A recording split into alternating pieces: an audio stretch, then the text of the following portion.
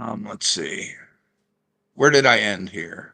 I don't know, man, but keep going. We're having streaming Okay. problems tonight, boy. You Yeah. know, and it's No I problem. hate you know what? It's like I just deleted oh God, 300 gigs of video off of my drive because it's like my computer wasn't working well, and I'm like, wow, imagine that, man. It's full. My hard drive is full, so I did that today. And we've been having cameras drop out and all sorts of poltergeists. But I just, chalk that all up to the fact that the enemy doesn't want the truth out there, right? It's just as Yeah. simple as that. And so, you know what? Yeah. I just ended the stream. I restarted it. We got 2 people watching, so keep going. Okay. And this is a good one, and you see this a lot now, and you actually saw this starting in the 70s. Transfer some of the powers of arrest from police to social agencies. Treat all behavioral problems as psychiatric disorders, which no one but a psychiatrist can understand or treat. That's a big one. You saw that. You saw that with the families, like CPS taking kids in the 70s and the 80s and the 90s.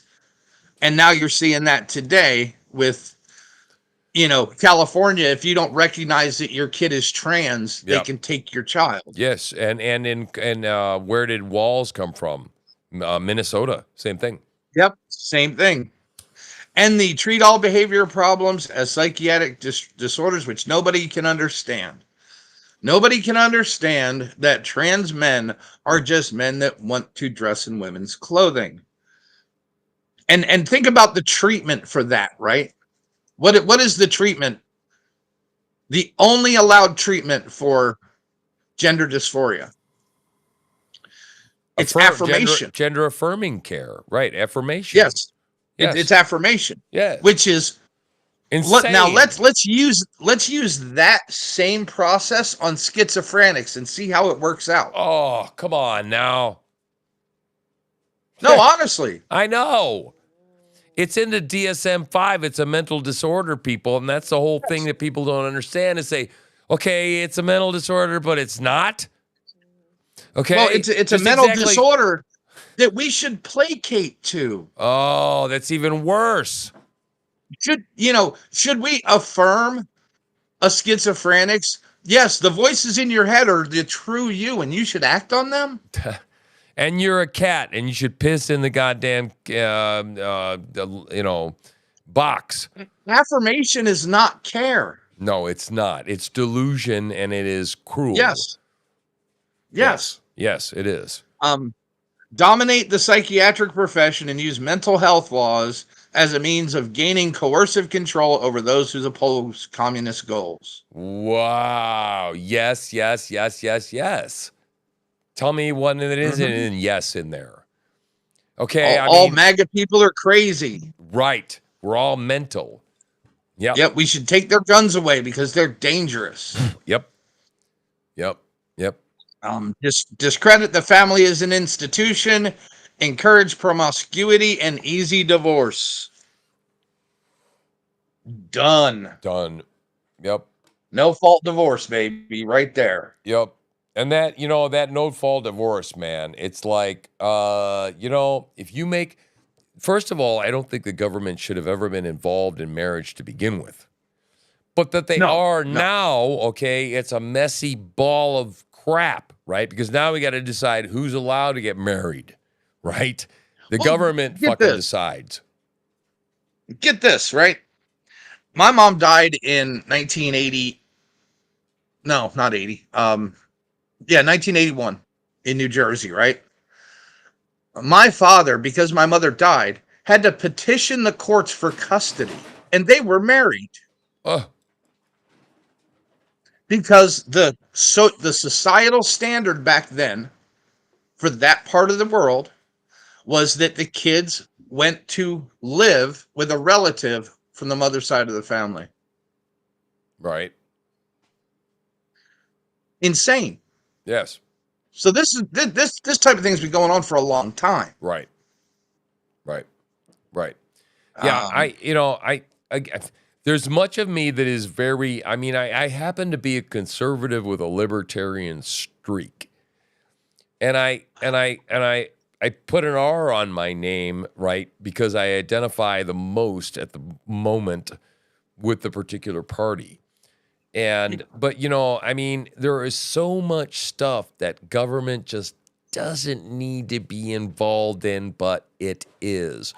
If you Yep. think about this list I saw, this meme that went on about 150 years ago, you didn't need a license to build a house. You didn't need a license to own a fucking dog. You didn't need a this. You didn't need a that. You didn't need this. You didn't need that. It goes on for like 2 minutes. And I'm like going, what the shit has happened to us? Okay. Have you ever seen the Sears houses? Sears and Roebuck's houses? I don't think so. Back from like the 20s through the 50s, you could buy an entire kit to build a house. Yes. I've seen those. Yes. I From know Sears. exactly what you're talking about. Yes. And I saw a meme the other day, and it was this old dude walking out of his house, with a little spring in his step, realizing that the kit that he ordered for $500 back in 1950 in Virginia, his property, that house is now worth $4 million. Yeah, right. But seriously. But yeah, nobody came to check out your electricity. No. You could build them yourself. Yep. You can't do that today. No, you can't. All in the idea of some group collective good, right? I mean, I get it, okay? I mean, I saw wiring come out of somebody's house. The phone wires, those little copper wires, man, that they hook the phones up with. Yeah. These people were running 120 volts through that shit. Oh yeah. That's like not a fucking wire or whatever. That's an igniter. Okay. Yeah. That's all that is. Okay. You leave the phone off the hook, man, and the whole wall's going to go, or whatever the hell, whatever the hell you're running off that 120 volts, and I get it. So I get it, right? You have to protect people from themselves sometimes because people aren't very smart. But where have we go? I mean, where do we strike the balance between get the fuck out of my life and let's make sure people are not hurting themselves? Does that make sense? Is that a stupid question? Well, they used to be able to teach kids this stuff in school, but they removed it. Maine is very odd because they have Foster's Vocational Center out of Mount Blue High School. Right. Most programs have turned all that stuff over to junior colleges and community colleges. All the vocational stuff, right? The auto shops, the carpentry. I'm honestly like Foster Vocational Center in Maine is an amazing institution, right? For alternate education for a kid that wants to get into trades, right? And it's available to several other, outside of SAD 9 districts. But yeah, you used to be able to pretty much do what you want on your own land. Yeah, I've never understood why I can't shoot a deer that wanders across my property. I'll give you a reason why. I don't really get that. I mean, I just don't. I'll give you a reason why. Because nobody ever taught you about how to harvest deer and when properly. It's safe to harvest animals. Right, exactly, right, which everybody fucking knew. Yes. Right. I saw a picture. That is such an obvious answer. That is so pithy and lucid that it's almost freaky. Yes, because we taught people how to properly interact with the world, and we didn't need the government telling us how to fucking interact with the world and how to drop the world temperature, for fuck's sake, as if we can. No. Yeah, I mean, that's what it's grown into, right? Yeah. Never, you never eat a rabbit before the first frost. Right. Right. Oh, Common hey. knowledge. Yeah, right. Same thing with pigs. You know, but that's why there was a time of the year to slaughter your pigs and do your pork, Yep. Yep.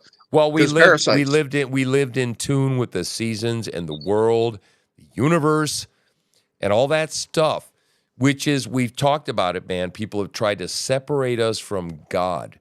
And I'm telling you, living with the earth, there is something about it, okay, that connects you more to the earth and God and the spirit.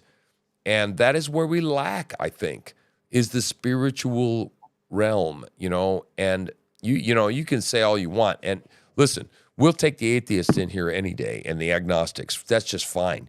You'll come around eventually to realize that shit was designed for a fucking purpose. Okay. But, I mean, what I'm interested in is saying, all right, look, what the hell do most of us agree on?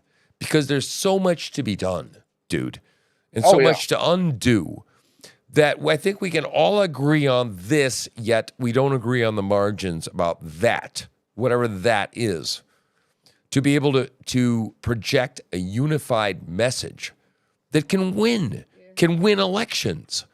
Okay? Yep. I got to believe it's there, man. Just got to. Yeah, but people got to know they're sick to seek treatment first. Yes, they got to know they have cancer. Otherwise, they don't give a shit about that you have a cure for cancer. I get that. Yeah. Yeah. Yeah. And then that's what the media has been passing off Right. to people. Right. Well, and hopefully that's why we're here at TNN, to make people understand they got fucking cancer and they need a damn Yeah. cure. Seriously. Right? Yep. Yep. So where are we Okay. on the list, dude? Okay, we are getting ready to hit number 41. Emphasize the need to raise children away from the negative influence of parents. Oh, Attribute prejudices, mental blocks, and retarding of children to suppressive influence of parents. wow. I lost my mind when I found out that they were transing kids and they don't have to tell the parents. Yep.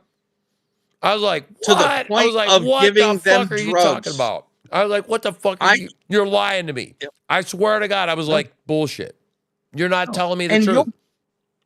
you'll go to jail for giving your kids aspirin to take to school. No. They But put they can unknowingly give your kids hormones in some states. they put this fucking lady in jail in the South. I can't remember what state it was, just like a week ago. Because she let her kid walk home 1 mile Mm-hmm. in rural Georgia, I Yep. think. Yep. At 10 Yeah, years old. make this At 10 years old, Jesus I right. didn't see my parents from 10 a.m. until dark, Man, dude, Saturday and Sunday. in Amish country, we used to go, we used to run a CSA, okay? I watched 6-year-olds running a fucking team of 12 horses, pulling a cart, standing on that Yep. damn buggy, okay, whipping them fucking horses, and I'm like going, God damn, 7 years old maybe? Yep. Yes. I was on a panel a couple weeks ago, right? And we were talking about prisons and hard labor prisons specifically, right?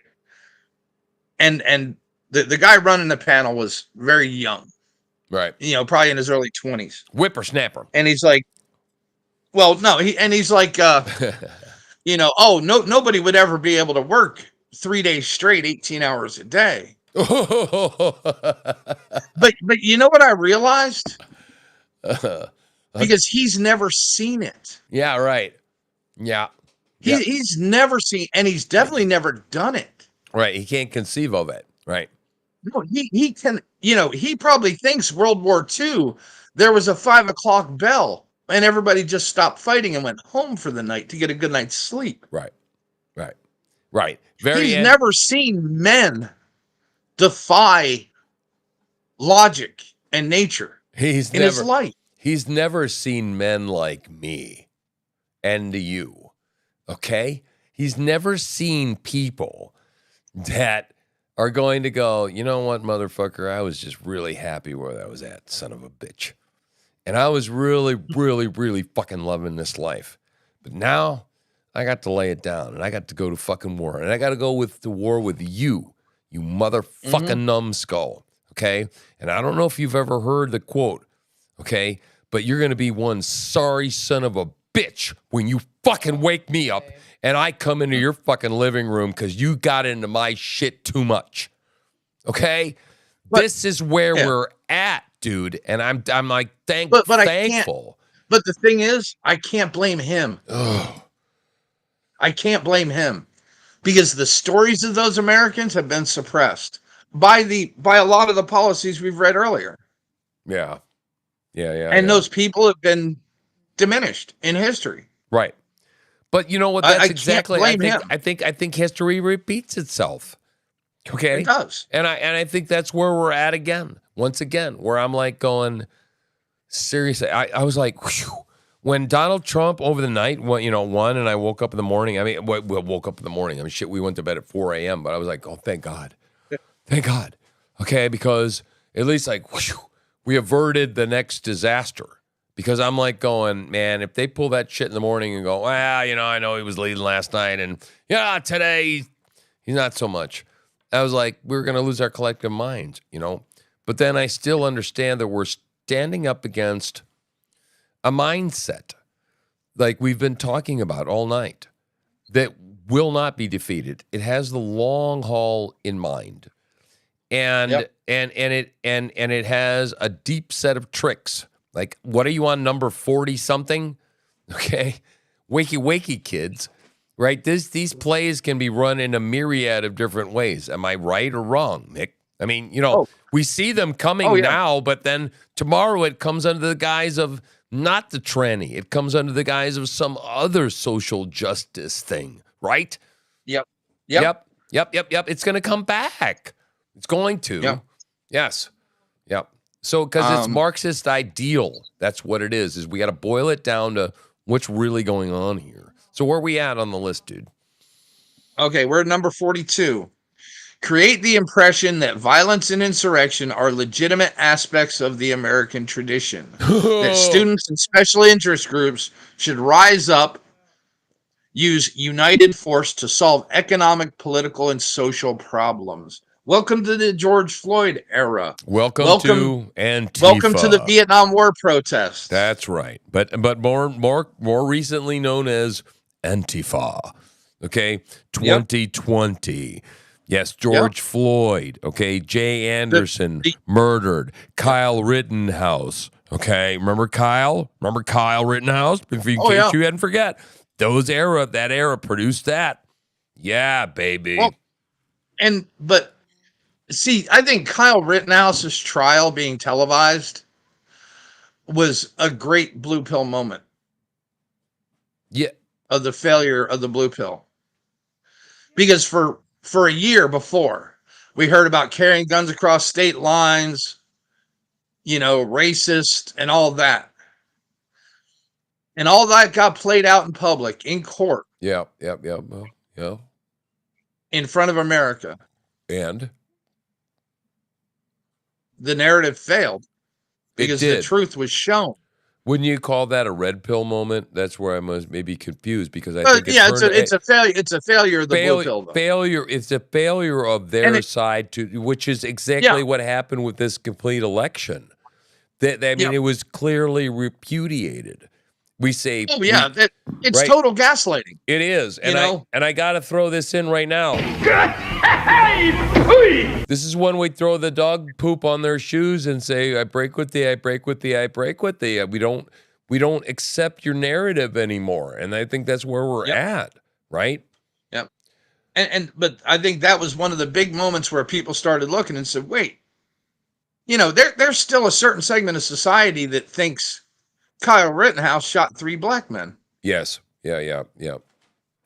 And you can't tell people otherwise because they're so entrenched in that belief that it would break their reality to think any different, no matter what information you put in front of them. Right.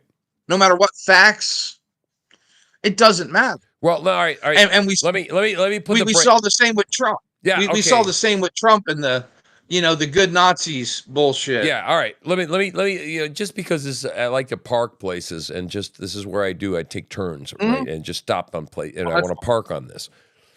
Okay. So, what do you think about like we got? I mean, and I alluded to it before. We have a generation of people that have been raised through the public schools that were infiltrated by the commies and all the daycare. I mean, everywhere from the first gay flag they ever saw all the way up until you understand what I'm saying. yeah. What the fuck do we do with these people? We call them NPCs. We call them brainwashed. They're nutbags. Okay, I mean, can we just? Do you think that we should just go? All right, well, we've gathered enough people as a majority. You're marginalized, and fuck you. Or seriously, do we need? I mean, are we at a place like? I get it, re-education camp. God, that sounds like a Nazi. It sounds awful. But doesn't it depend upon what you're re-educating them with? Whether it's Well, no, benevolent or evil? I mean, that's the question I have. Sometimes re-education may be goddamned appropriate. no, no. I would let the information, let out the real information. Let people make their own choices. Because guess what? By one question, and this is why I love free speech. Because you will tell me everything I need to know about you by what you say and what you believe. Right. Right? If you think that a trans man is a man, I know that I cannot trust any aspect of your thought process and critical thinking in Right. any situation Right. because you fail to understand that there are universal truths. Right. So that tells me, just like the BLM movement, Mm-hmm. I already know you. I already know where you're coming from, and I know what your goal is. Whether you realize it or not, that person doesn't need to realize what they're parroting and what it actually means, because most of them don't. Right. But I know not to give you any power. Right. I know that for damn sure. And Right. I know not to give you any access.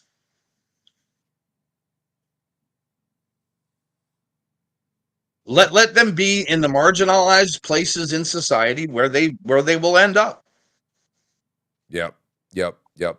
Well, I think we're on I'm not our I'm not way on our we way can't there. force somebody to believe something. No. You have to find truth yourself. Right.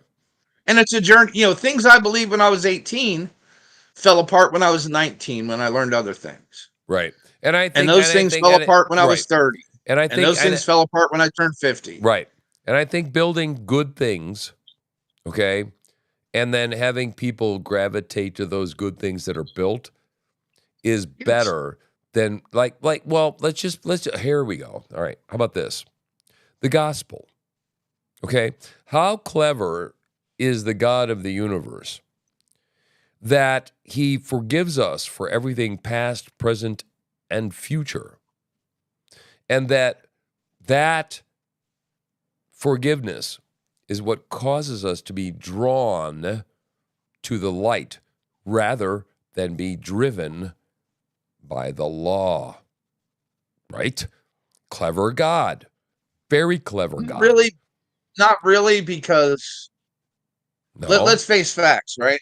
Our entire justice system is built on the 10 Commandments. Yes. Completely. Right. Well, yes. Okay, but you can be sitting in a fucking prison cell waiting for a death sentence, but still be right with God and know where you're going in the end. So, I guess what I'm saying is the two things are separate and I'm different. kind of iffy on that. Okay, you don't. Well, you don't I think you don't think it's I believe that cardinal sins exist okay. especially within the 10 Commandments. All right. Well, that's a And that discussion for another day because I I'll agree tell with you, the I I go kind of agree with wait, the wait, full stop, okay, full all right. stop. Okay, Paul wrote 2/3 of the fucking New Testament and stood there while Christians were murdered and had them ordered murdered. So the guy that wrote 2/3 of the New Testament that I fucking read, I cannot be convinced, okay, has committed a cardinal sin. Okay, just like I can't serve as a deacon in most evangelical churches, man. You know why? Because I fucking got divorced. What kind of stupid shit is that? And I know I'm a little bit riled up about it, but what fucking man's rule is that? That when the fucking guy that wrote 2/3 of the New Testament killed Christians, and I can't serve as a fucking deacon to hold the damn cash tray. Okay, and I can't serve in a church that accepts homosexual marriages. Well, that's a whole nother story. I mean, that's entirely. You see where I'm going with that? And that's social religion. It's corruption. It's corrupt. Listen, it's all. What I'm saying is, it's all corruption. Just like social justice. Yeah, just like social justice. It's all corruption of what it's supposed to be. I had look. I believe that there are Catholics that can be saved, but it's despite the error in the Catholic Church. And I posted a picture of all these churches that I'm like, all I did is post an innocent post. And I said, you do understand, you don't need this to get to God, right? Guess what happened? The fucking trolls came out. Of course I did. Well, this is the only fucking way to get to God. You need these buildings. You need this church. You need this, that. It's beautiful, isn't it? Isn't it fucking beautiful? And I'm like, yeah, great. It's fucking beautiful. And it's also full of dead guys. Okay, I'm not saying it's not beautiful and it's not a building full of false idols. Yes. Which I was told not to worship. It's idolatry. Yep. It is. And pomp and circumstance and part fashion show. Yes. And it's been corrupted. It has. I'm a firm believer in the Old Testament. That's the God I believe exists. The vengeful one. He's both. And I don't have a problem with it. But listen. I'm writing a book and it's going to be the second one. And this is a time for my first one that's coming out now. Okay, it's called Make War a Christian Soldier's Battle Manual. It will be available in about 2 days, okay? But the second one is, okay, the hermeneutic of the cross. God is both sovereign and man has a choice in salvation. It is not either or, it is both and, okay? Such as with about 40 or 50 different circumstances in the Bible where there is biblical tension. It says God is sovereign, but yet it still says, choose you this day who you shall serve. Okay? Yeah. It has both. And you have to put both of them in your pipe and smoke it. So as you go on and you consider your position, okay, just understand that I believe in like complementarianism. I believe in, two things being possible at the same time because my brain is bigger than the temporal plane we live in. Does that make sense? Yeah, I understand. Yeah. So that I will challenge you in that way as we go forward in a relationship. That's fine. I have no issues with that. I do not believe that I am all power and know what's right. No, and I don't sense that from you either. You know what I mean? Yeah, I do. My mind can be changed with a good argument. That's why you're my friend at this point. Because this is the kind of people dude, I am so glad I didn't bail on this call, okay? And go do this other thing that I planned on doing because this is the heart of what I'm trying to get at, okay? Two men can disagree about something. They can be disagreeable with each other. But in the end, they say, if you can persuade me, my man, then I'm yours, okay? I don't see much of that today in the world. And that's what I want to bring to the fucking world right now. You with me? No, a lot of people don't have any historical aspect, like what we're talking about now, right? How long this has been in play, right? No historical context of what they're seeing today. Like this is something new. There is nothing new under the sun. No, this has been the same battle going on for thousands of Yeah. years. And as I Yeah. This said is the earlier, latest. Yeah. yeah, it's the latest You know, iteration, man. I mean, yep. we're under Yep. attack here at TNN, and guess what spirit it is? It's called the Jezebel spirit. You ever heard of Ahab and Jezebel? Yes. Okay, it's the same crap. We got people that want to come into this TNN thing, this Pine Tree Patriots thing, and they want to take it over. And I'm getting Yep. it from different directions, and I'm getting distractions trying to pull me away. And it's all negative spirit, chaos, feminine energy, Jezebel, whatever. And by the way, if anybody out there gets their panties all up in a bunch, Jezebel doesn't have to be a woman. It can be a man too, okay? It's just a spirit that says, I want to pull you away from the direction that you're going, the ultimate good, the ultimate thing that you're trying to accomplish. So that's You mean spirit. Eve? Yeah, it's been around for like a billion years, right? So, and that's the same thing, is that you got to recognize it's just the same shit repackaged over and Yep. over and over again. Am I right? Yep. Yeah. Correct. Yeah, absolutely. And the communism thing, I mean, it's just a playing everything biblical. I mean, we didn't mean to make this a church service, guys, everybody out there. I mean, but we're trying to make what we know to be truth relevant in today's world. And I just don't understand how to view it through anything else but a biblical lens. What say you? Um, I think you can actually believe in the Constitution without You can't. being a You can't. no.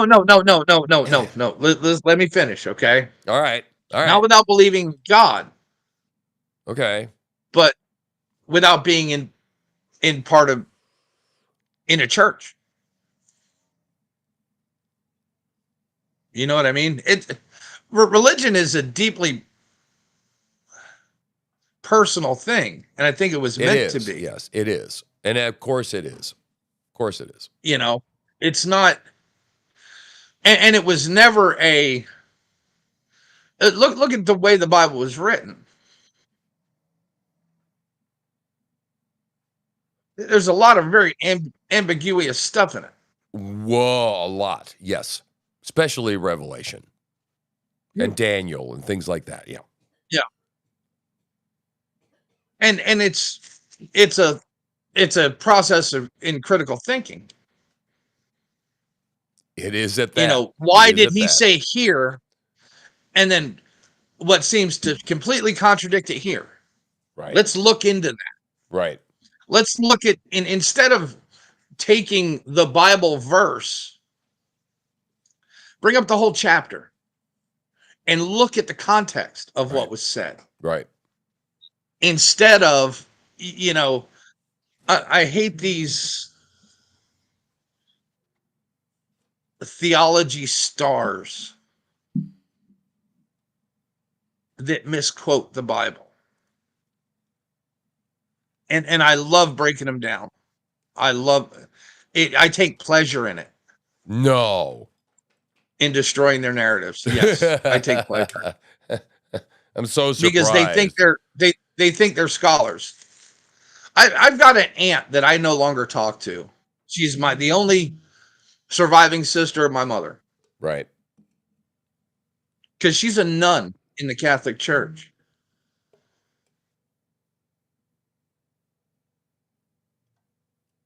She is evil personified, as far as I'm concerned.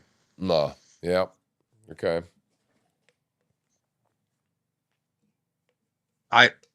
I've tried to talk it out with her. But all she can do is, throw the rhetoric Right. Well, and listen, use I my got it. mother Yeah, and use my mother and her faith and try and use that against me to feel guilty. And I'm Right. just not feeling guilty. Right. Well, listen. Satan masquerades as an angel of light. The Pharisees ran around professing to be close to God and holy, but yet they were the hypocrites that Jesus was talking to when he preached his Sermon on the Mount. And he said, there's a narrow gate and a broad gate, and a narrow way and a broad way. right? Yeah. And, whoa, okay. And it was interesting in that passage, right, is he goes to talk about the tree and bearing fruit and so on and so forth. And that is the way you decide on what's going on is what does the fruit look like, right? Are you a thorn bush tying, apples to your tree, or are you really bearing good fruit? And the Yeah. warning there is Jesus said that, I know you cried to me, Lord, Lord. And anytime anything is repeated in the Bible more than once, it's there for emphasis, okay? Yeah. Meaning that they didn't have the words, they're like superlatives, like super. So he couldn't say, right, like super truly, I say to you. So what he's saying is, verily, verily, okay, I say to you that if you're doing things in my name, okay, and you're not doing it like because I'm in you, I will say to you, I don't know you. You are an evildoer. You are a worker of iniquity. Okay, you are away from me. And I find that to be the saddest verse in the Bible because there are churches full of people, Mick, that Oh think yeah. they did it right. They think they're No. good, man, and they're not. They're the flame is licking their asses. And when I came to be saved 20 years ago, I was running around in the church just like I am right now. How well do you Yeah. think that worked? How well do you think that fucking worked? It didn't work at all. Because what? I'm sitting in the middle of the fucking woods doing exactly what I was doing 20 fucking years ago. But today's different because people can hear me. Right? Yeah. Right? So rant over. Oh, you're good, man. I'm just, man, I mean, I'm sorry. It's just like No. the And evangelical church has failed so badly. no, I haven't been able to stand the evangelicals since the censorship movement of the 80s, who was run by Tipper Gore, for Christ's sake, if Yeah. anybody can remember. Yeah. I remember that one. The record labeling. Yeah. Yeah. But you know what? I've looked at well, remember Tatum O'Neal back in the day? Yes, I do. Yeah. And Christy McNichol, right? Two of the first young, beautiful female stars, right? Right. Remember the movie Little Darlings from 1980? Name is very familiar, but I don't remember Um, exactly. a rich girl and a poor girl go to summer camp and decide to lose their virginity, Oh, okay. Yeah. Yeah. Yeah. and they Okay. have Yeah. a Yeah. contest to lose their Right. Right. virginity. Right. Yeah. Yeah. Yeah. Yeah. Okay. I remember it. I watched that on cable a couple of months ago, and I was disgusted Mm. because some of the scenes in it were just overtly sexualizing young girls, Yes. very young girls. Yes. And now I can, even though I hated what they did then, now I can understand it Yeah. because of where we're sitting at in culture today. Right. Right. Right. Right. You know, Well, it's just, I made that and same. it's, It was when I first got into the evangelical church. Okay, God had His hand on me very powerfully. I was like up for 3 nights in a row. I couldn't sleep because God kept downloading this message, and they let me get up and preach for a minute at this First Baptist Evangelical Church. Wow, that was the last time they ever gave me a microphone. I'll tell you that shit. Because I got up there and I said, we're walking down through this video store that's like, I don't know, like a couple 100 yards from this building. Okay, have you ever looked at the pictures on the covers of these DVD videos or these VHS videos? I think it was VHS at the time, I think. And I'm yeah. going, you're dragging your children past past all of this filth and foul. And you're perfectly okay Well, with it. You just don't have a problem with it. You're like, well, just close your eyes and you can't watch the ones that are under 18. Whatever the hell is going through your brain. And I just said, this is grieving the Father. Man, I poured it out.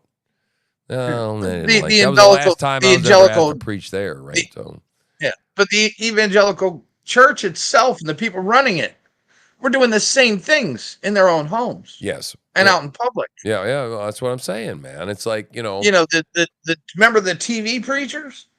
They all fell. Yeah. Yep. They all fell. Yep. Well, and that's the hardest problem we have as Christians right now because they all brought reproach upon the name of Christ. But at the same time, I have some sort of feeling that, thank God, they will be judged accordingly. And my job is to figure out how to be better than that, right? So in a modern day and age, I don't know what you feel about, I'm just curious, I'll pitch it out there. How do you feel about like modern day prophecy, and how do you feel about spiritual gifts in general? Just curious. Prophecy, to me, I mean, now let me be clear.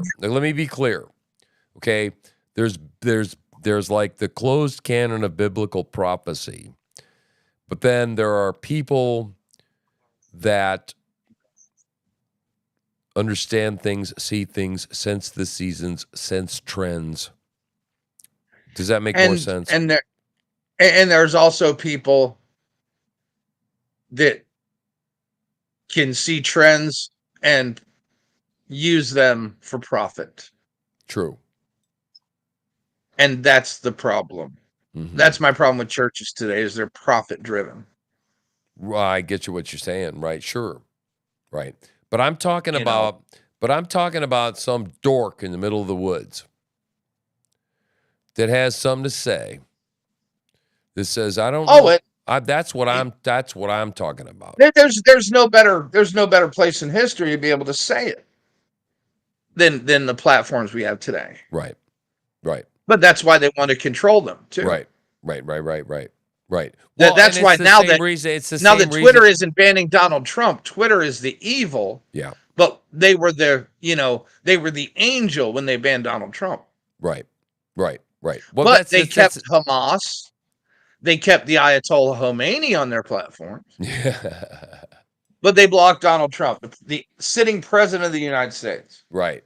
Yeah. Well, that makes no sense. I got kicked off of Twitter last week because I mentioned RFK Jr. on a morning show, and that was it. 2 weeks. And I'm like, the guy's going to be a cabinet member. Come on. Because the deep state exists in these corporations as well. Yeah, it does. Sure it does. Yeah, there are a lot of people that are ideologically driven, and who do you hire? Well, the people that are the ideologues like you. So they've been doing this for years. They've been building this infrastructure, which is, again, why it feels daunting sometimes.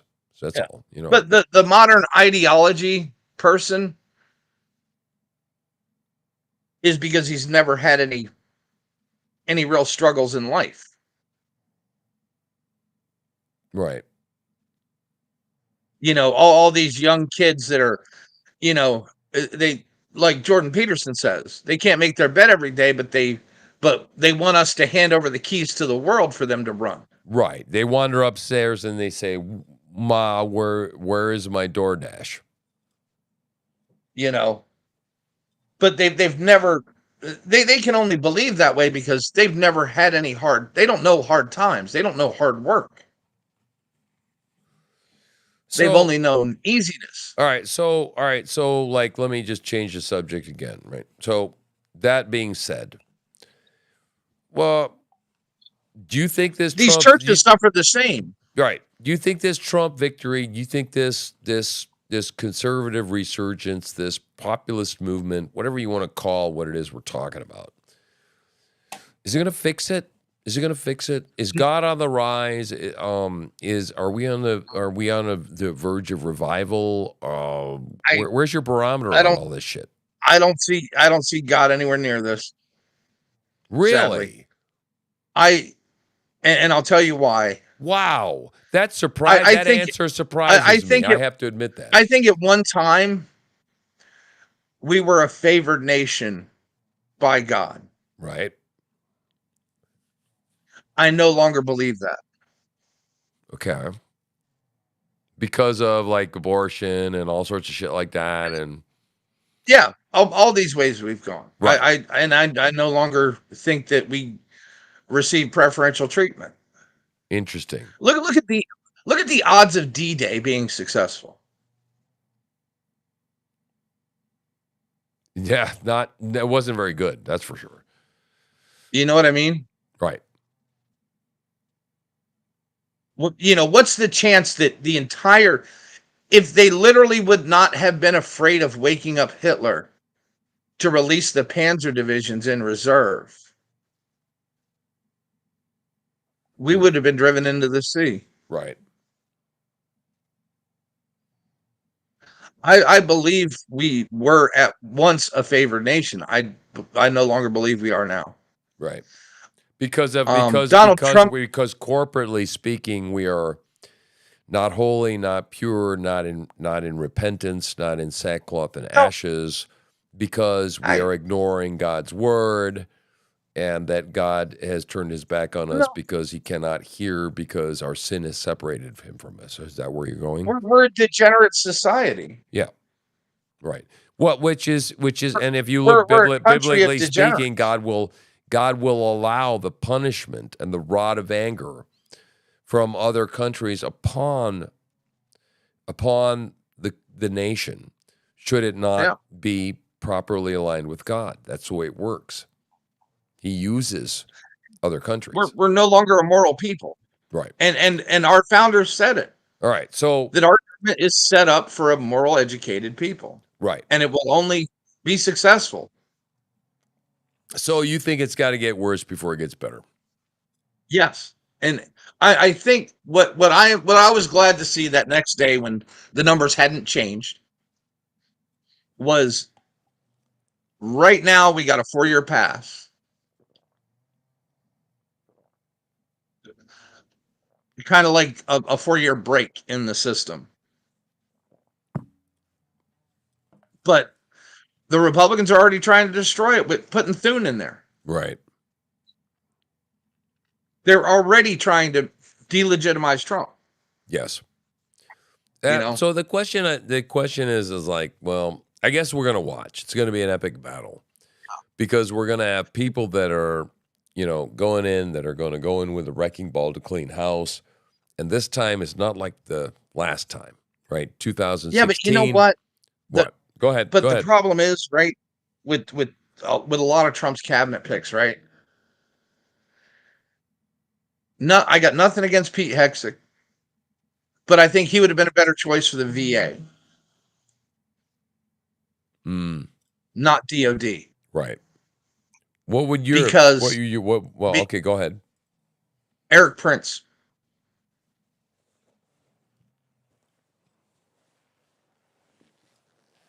Why? because he knows how to do it. I've seen him do it myself. I've been part of him doing it. Okay. We took a Navy contract for replenishing ships with helicopter loads, right? The Navy took 300 people and 30 helicopters to do this. We did it with 3 helicopters and 30 people and completed the same mission.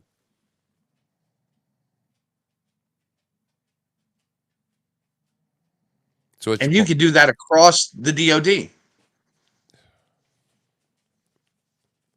Right. because our military is risk averse. Now, you Well, are more I likely, would agree with that. I mean, I think our yeah, country in you are general is risk you are averse. more likely to survive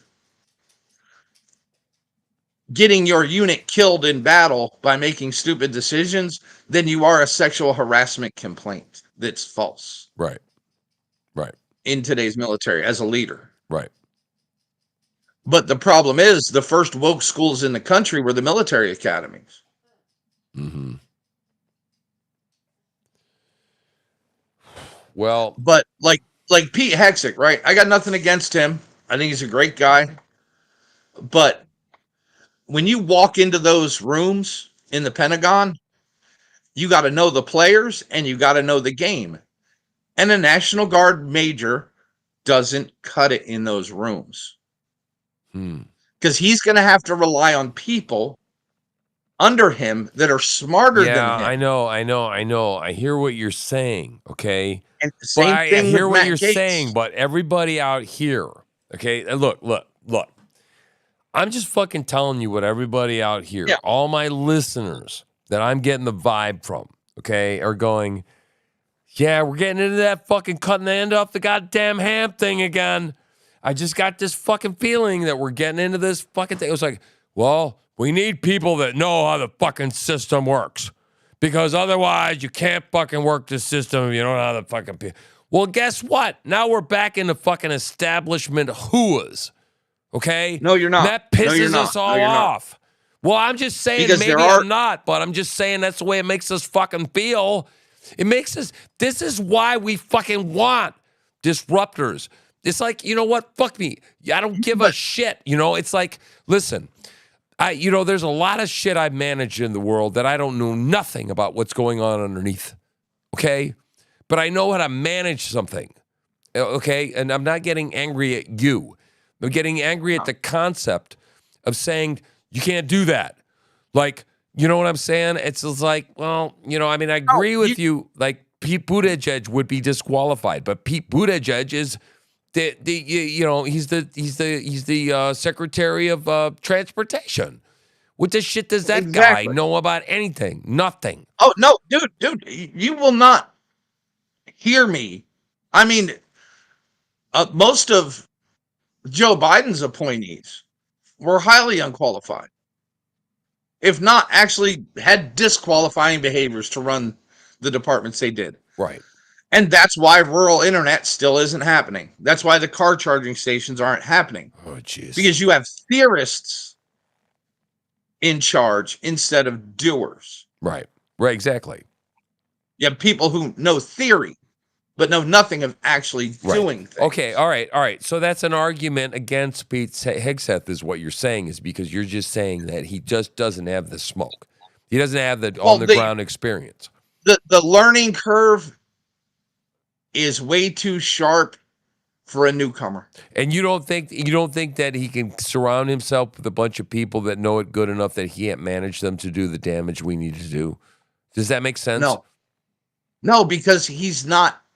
He can pick his staff, but that's it. Right.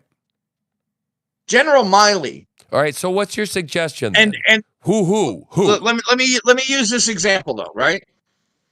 General Miley and his staff openly lied to the commander-in-chief of the United States military about troop numbers in Syria. Yes, they did. He did. Yes. Yes. You don't think those generals are not going to do the same to Pete? Now, on the civilian side also, all right, you have the SES members, which is the Senior Executive Service, which are damn near impossible to get rid of by force. They're tenured professors in the federal government. But okay. But based on what you just said, it doesn't fucking matter who is the secretary. Because you're telling me you've spent a good job. And listen. I'm sitting here sighing in this argument. I'm sitting here on this side of the debate going, well, damn, he's fucking kind of got me there. Yeah. Yeah, but by the time he learns, the 4 years is going to be done. Okay, but what I'm saying is, who? Give me a fucking name that isn't going to be lied to because the fucking deep state doesn't want them to not succeed. I can tell you somebody who's been in those, and I already named the person who's been in those rooms. Yeah, you know what? It's just like I'm sorry. I mean, I think that you're saying that knowledge about how to get it done it trumps the fucking ability to sniff out a bullshitter. Yes. Okay? And I don't fucking believe that, not for a fucking second, because I believe God is involved. Okay? So I think all bets are off the fucking table. Okay? I do. I just don't believe that you got to have this, you got to have this, you got to have this, you got to have this. I've been fucking saying this on my podcast for fucking year and a half. Okay? I don't fucking believe in the word impossible. I don't. It's not in my fucking vocabulary.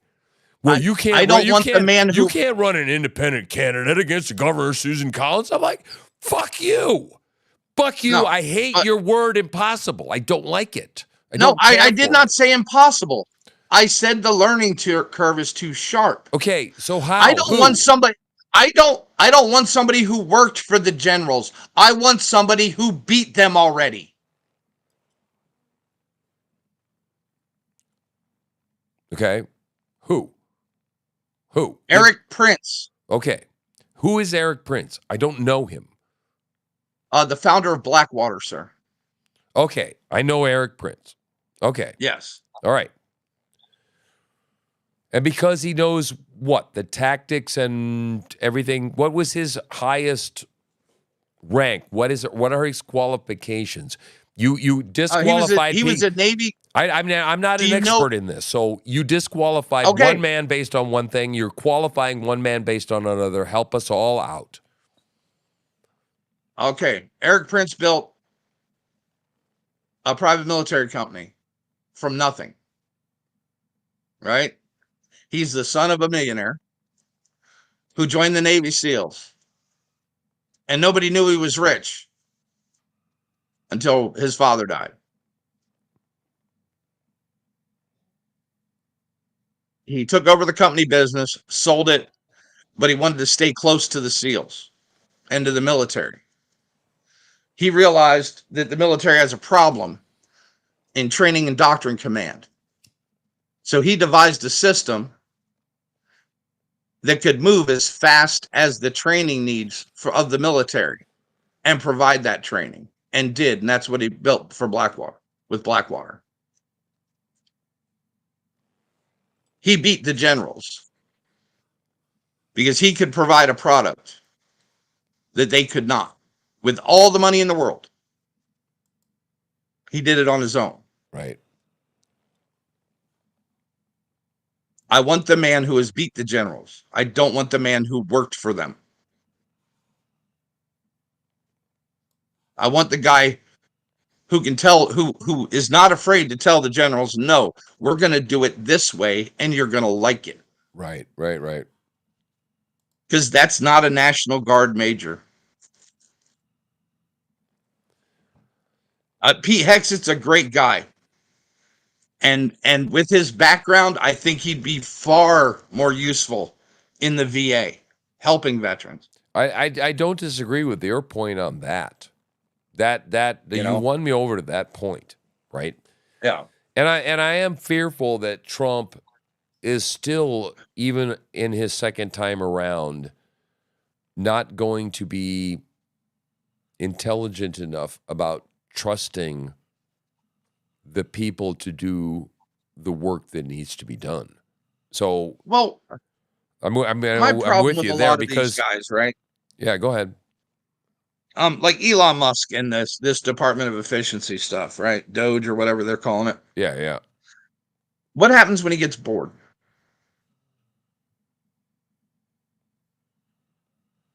Explain your question. I don't understand it. What happens when he gets bored with it and stops doing it? Oh.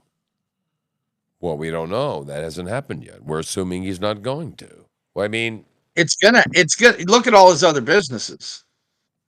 Well, no, he's gotten bored with it. I mean, okay, come on now, but still, that's a freaking leap. That's a leap. All his other businesses. Okay, so what? 3 or 4 or 5?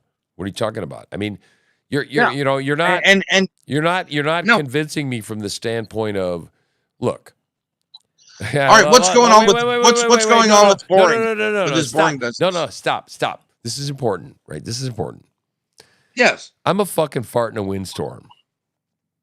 I am. Okay? And I'm trying to explain if you judge me, in the history of him and his companies. If you judge me if you judge me by the standards you're judging, Elon with, then I'm not judging you. No, I know. I'm just telling you that I'm like Elon. Okay, I'm a fart in a windstorm. Okay, little ADD, little not quite all there, a little socially awkward, whatever. Okay, and I'm just telling you that I am going places, I am doing things, and you can't really predict where the hell I'm going to be tomorrow. Okay. This is why certain people are interested and want to be and are drawn to the TNN project. And this is why I think people are drawn to Elon Musk. I think creativity, hang on. I think creativity, okay, and it doesn't follow a predictable pattern. It just doesn't. And you want to kind of cram it in that box, and I think that's unfair. That's all I'm saying. No, I'm not. I'm not judging that at all. Well, then what? He Well, is then in I'm missing your point, I guess. He's in an unpaid position. Okay. All right. Uh-huh. Heading full force Uh-huh. into a reinforced concrete wall known as the federal government. Okay. All right. Stop. Full stop. I am going to sponsor a gubernatorial candidate, and I'm going to run the campaign of someone to run against the current incumbent or the machine that is the current government, the Republican establishment, right? So go on. You should be able to run a fucking puppy dog against her. But that's not the way it works. You see, because there's an establishment, there's a machine, and I'm just drawing a parallel. Yes. That's all I'm saying. But guess what? That's all you have to do. That's not all Elon Musk has to do. He still has to run multiple businesses. Okay. Right. So who's going to take over this unpaid position when it's done? You know that pork stuff has been being published by a congressman out of Oklahoma for like 20 years. Okay. All right. Okay. So, but all right. Okay. All right. Elon Musk. But I'm feeling blackpilled by this conversation. I'm feeling a like, what's the point thing going on? What are you poo-poo cacaing on, dude? I'm just curious. What happens when he gets bored? What happens when he gets frustrated? Will he? Will he? I don't know. I mean, it's great to speculate upon it. Okay, but the current moment is that I find it fantastic and brilliant that the person that caught a fucking rocket that nobody else can ever do in this planet, like ever, like maybe in 50 years, 40 years, he did it first. Yeah, that guy's close to the president. I'm pretty excited about that. I mean, why aren't you? No, I don't have a problem with it, with him being close to the president. I don't have a problem with him being an advisor. Mick, it sounds like you do. I'm just saying that's the way it sounds. No. But the problem is he doesn't have any power either in that position. Only what Trump gives him. No, sir, that's not, unfortunately, not the way it works. It is. Listen, it is after the Supreme Court. Most of the powers that he's going to run up against are Congress. Yeah, not no. Wait, hold on. I'll tell you something right now. Okay, if you're not familiar with the fucking what the hell was the name of the decision about 4 months ago? What the hell is it? I can't remember the name of it. But basically, what it was is that these regulatory agencies and all these rules they passed, right? None of that shit is legal. Okay, it's not really. What's the major problem right now, and especially in his wheelhouse in the government efficiency department? I don't know. Enlighten me. Spending. Who controls spending? Congress and Congress alone. Right. So what happens when? Okay. All right. So what Okay, all right, happens all when right, he all right, runs yeah, across okay. tranny money Oh. to study trannies in South America? But you know what? I don't know. But here's where we got to go executive order. We got to figure out how to push the executive order to its absolute extremes. It's as simple as that. No, Yes. no. We Yes. no, because executive orders can I be know. changed when I the next know they president can be is sick. changed back. Okay. But we don't have time for the alternatives, and we have to do something first. And we have to. Really? You got to Because put. we Yeah. have No, because we have they a use. House and a Senate that are both GOP right now. I don't Now disagree. there's no better time in history to do True. this. True that. True that. We should. And I agree that doing things through the legislature will lend it more permanence. Okay? But I am in a position where I'm pretty much freaking tired of I got a phone and I got a pen. Well, you know what, bitch? So do we. Okay? We got to do something. And this idea, and I just hate it. And it's a ideological thing. But it's like we always got to play with the rules, and they can kick us in the balls because they're allowed to because they don't play by the rules. But we do because we follow Jesus and all that stuff. You understand the No. conundrum, right? And then Yes, but what we Republicans are need to always do. backing up. We're always like, well, okay, you guys, you can have that. We'll just slow down the progress of the Welcome to Mitch progression. McConnell, Yeah. who is just the other wing of the same bird. Yeah. Yes. John Thune. Yes. Swamp. It's the swamp. Yeah. And who would you send into the swamp to solve its problems? Somebody that lived in the desert? Maybe. Or somebody that lives in the John the swamp? Baptist came out of the desert, bitch. Just saying. Maybe. It's not crazy. I just want you to go, all right, maybe it's not totally fucking nuts. Right? No, I'm not saying it's all bad. I'm not. But again, do I want you the swamp creature that just fucking crawled out of the soup to go, well, there you go, buddy. I'm going to put a sheriff's badge on your ass. You just crawled out of the swamp. There you are. Have at it. How much is going to get done there? I want guys who've been kicked out of the swamp. Yeah, okay. You got to get pissed off people, right? I Yes, agree. I agree with guys that. got kicked out of- I agree. You got to. And so then, okay. So then, let me ask you the next question. Senate confirmation of Eric Prinz. How would that go? What do we know about him? What is that when they're in recess? The recess confirmation. Okay. The only way it's why gonna do you happen. have to go to a recess appointment with Eric Prinz? Why? Because the left hates him. Is that all? I mean, what is it that particularly there's any meat on they can really grab a hold of? I mean, it's not like Pam Bondi. She's fucking squeaky clean. Eric Prinz is probably not so squeaky clean, eh? I don't know. No, I don't know. Just asking. No, he's not. Because the Obama administration hung him out to dry for doing the job he hired him to do. Okay, so it's not his fault. I don't know that. I don't know the story, but that's your story. Yes, sir. All right. I was there. Okay. I was there when the Jeff happened, sir. All right. Fair enough. I was just there asking. when. Yeah.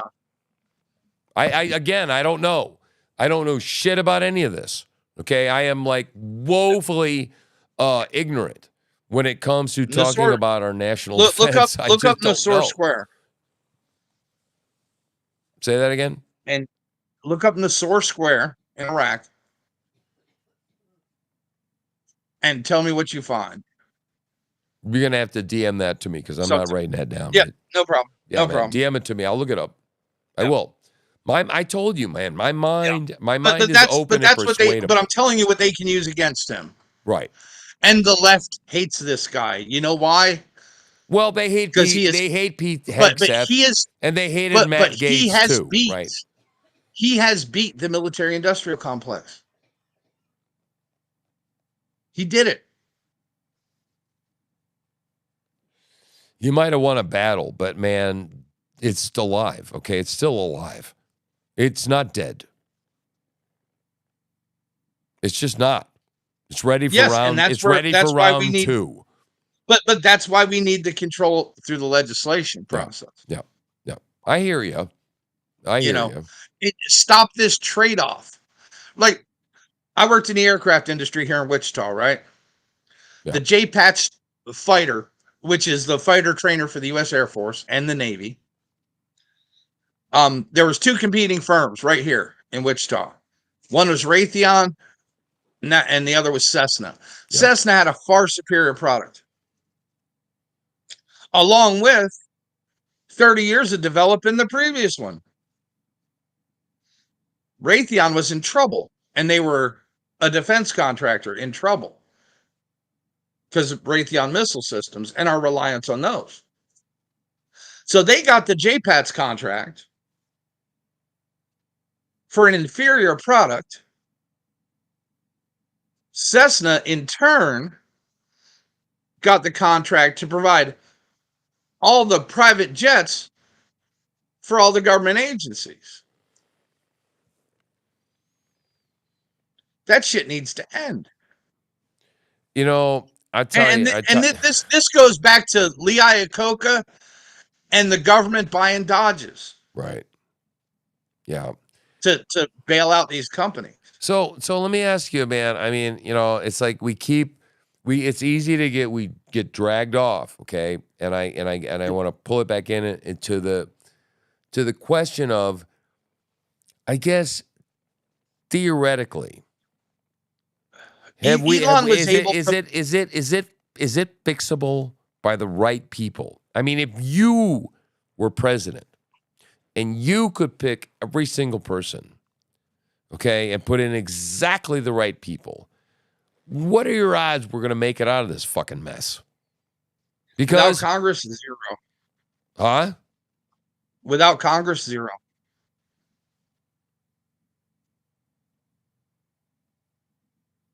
Zero. You think Congress is going to come along?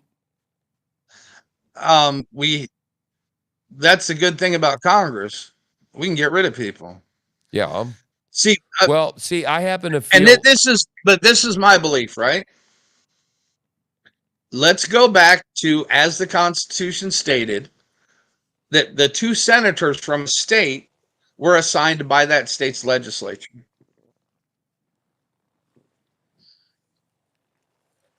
Because the good thing about that was, if that senator did something against the state's wishes, they could recall him and replace him immediately. Right. He would be pretty much unaffected by any influence outside of his state and the interests of his own state. Right. It would make him immune to Boeing in a place where Boeing has no business interests or employees. Right. It would make them wholly for their states.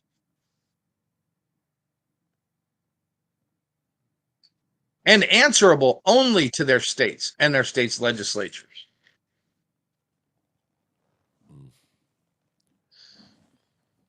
I think that we have a challenge of epic proportions on our hands. Yes, and honestly, we need a constitutional convention. We have why people don't know about this, okay? And I'm sure you're even more intelligent than I am about the Constitutional Convention. They used to run them all the time. It was like a thing. Yep. That's like how part of our the government. Constitution got changed. Yeah. And then they stopped having them. Why was that? Because it gave control of the people and the states. 3/4 of the states can call for a constitutional convention. Yeah. And then I have told people that Everybody in Washington can be against it, but it does not matter. no, it doesn't. Right. If 3/4 of the states get together and say, we want to amend the Constitution, that's where we're going. Then Yep. then the guys in the Congress, all their responsibility is to schedule the date. That's it. Yep. That's it. So all right. So have you ever heard of the arguments against having a Yes, Constitution? and they're bullshit. Okay, so tell me The why. runaway convention. Yeah. Tell me why, because I've always felt I think it sounds like a great fucking idea. Why Because the wouldn't we people that want to call do that? for it, because the people that call for it can set the limits of it. Okay, so if the states agree that 2/3 agree, there has to be some sort of limitation set, or can call Yeah. for that limitation, right? Okay. Yes. And the convention can call for those limitations. It's not like we're going to go in there to solve the problem with, Senate being elected instead of appointed, right? And then magically turn into the loss of our Second Amendment rights. Right. Yeah, no, right, of Because course. the platform allows what's presented. Right. And you do it on single issues. Yep. That way there's no arguing. There's only arguing about one issue. There's no backroom deals with other issues. Listen, that whole omnibus bullshit, the way we run this government and they just throw a bunch of shit in, they call it an omnibus. I'm like, what the fuck is that? That's just Latin for throw it all in one damn fucking shit. It's stupid. If they're going to do the omnibus stuff, give the president back the line item veto. Right. Exactly. That would be consistent, wouldn't it? Yep. Because both are unconstitutional as far as I'm concerned. Yes. Absolutely. Personally, I think that there should be a law that says, and I'm not kidding. Every law has to be no more than 10 pages typewritten with 1-inch margins on the sides or half-inch margins or whatever the hell you want to call it in Times New Roman 12 point. And as soon as you go over 10 pages, you can't make that law. And in common language. Common fucking language that lay people can understand it. You got it. And I also want, when it's posted in public for a 90-day period, I want it to be audibly read too. Yeah. Online. So people don't have to dig it, don't have to read it. They can just listen to it as they go about their day. Well, hell yeah. We got all these people waving their arms around. We got all these people waving their arms around doing sign language all over for everybody on stupid shit all the time. Why can't we accommodate other people that perhaps can't read? Yeah, what a thought. Wow. Because my girlfriend in Maine is a sign language interpreter. That's what she does as a profession. Yeah. There you go. So I'm very well versed into what that community, how they are misled. Yeah, well, you know what, and again, I gotta apologize. I didn't mean stupid. Okay, what just makes me no, mad. No, I know that. I know that. You know what I'm saying, right? I mean, it's just like like. Oh no, I'm not. No. It's sooner or later. It's like it's almost like you get like this stuff. It's like march in the sign language interpreter because it's like we have to do everything so that we virtue signal to the max. Well, we do by law. But we do by law. Right. And that's a good thing. Yes. And that's a good thing. I do. I think that's right. I mean, I think there are some laws that are reasonable, right, and true, and good, and noble, and pure, and conceived well. But the kind of shit that we're passing these days is not conceived well, nor is it noble, good, right, and true. Well, and I don't like these bills that are, well, we're going to change these words in this existing law without putting the entire context of the existing law that's being changed. because Yeah. that's how they do a lot of these regulatory changes. Right. Right. Replace these words with these words, strike these words, Right. Right. and it can change the entire construct of the law. Sure. And nobody knows unless you go back and look at the original law Right. and find that it's Well, their way of hiding shit. and then, but and then that also draws into question the entire premise of the whole idea regarding, what is it called? Precedent law. Okay. Yeah. Because, essentially much of what the left has done is built brick upon brick upon brick upon brick upon brick. And if you kick out that bottom foundation, the whole thing tumbles, as we saw with Roe v. Wade. Okay. Yeah. So, I think that's what they do. That's what the left does, is generate this aberration of what the law originally was supposed to be and turn it into a Frankenstein with precedent law. And I think something needs to be done about that. We are now the beneficiaries of that. We have done that now. Specifically with the Second Amendment.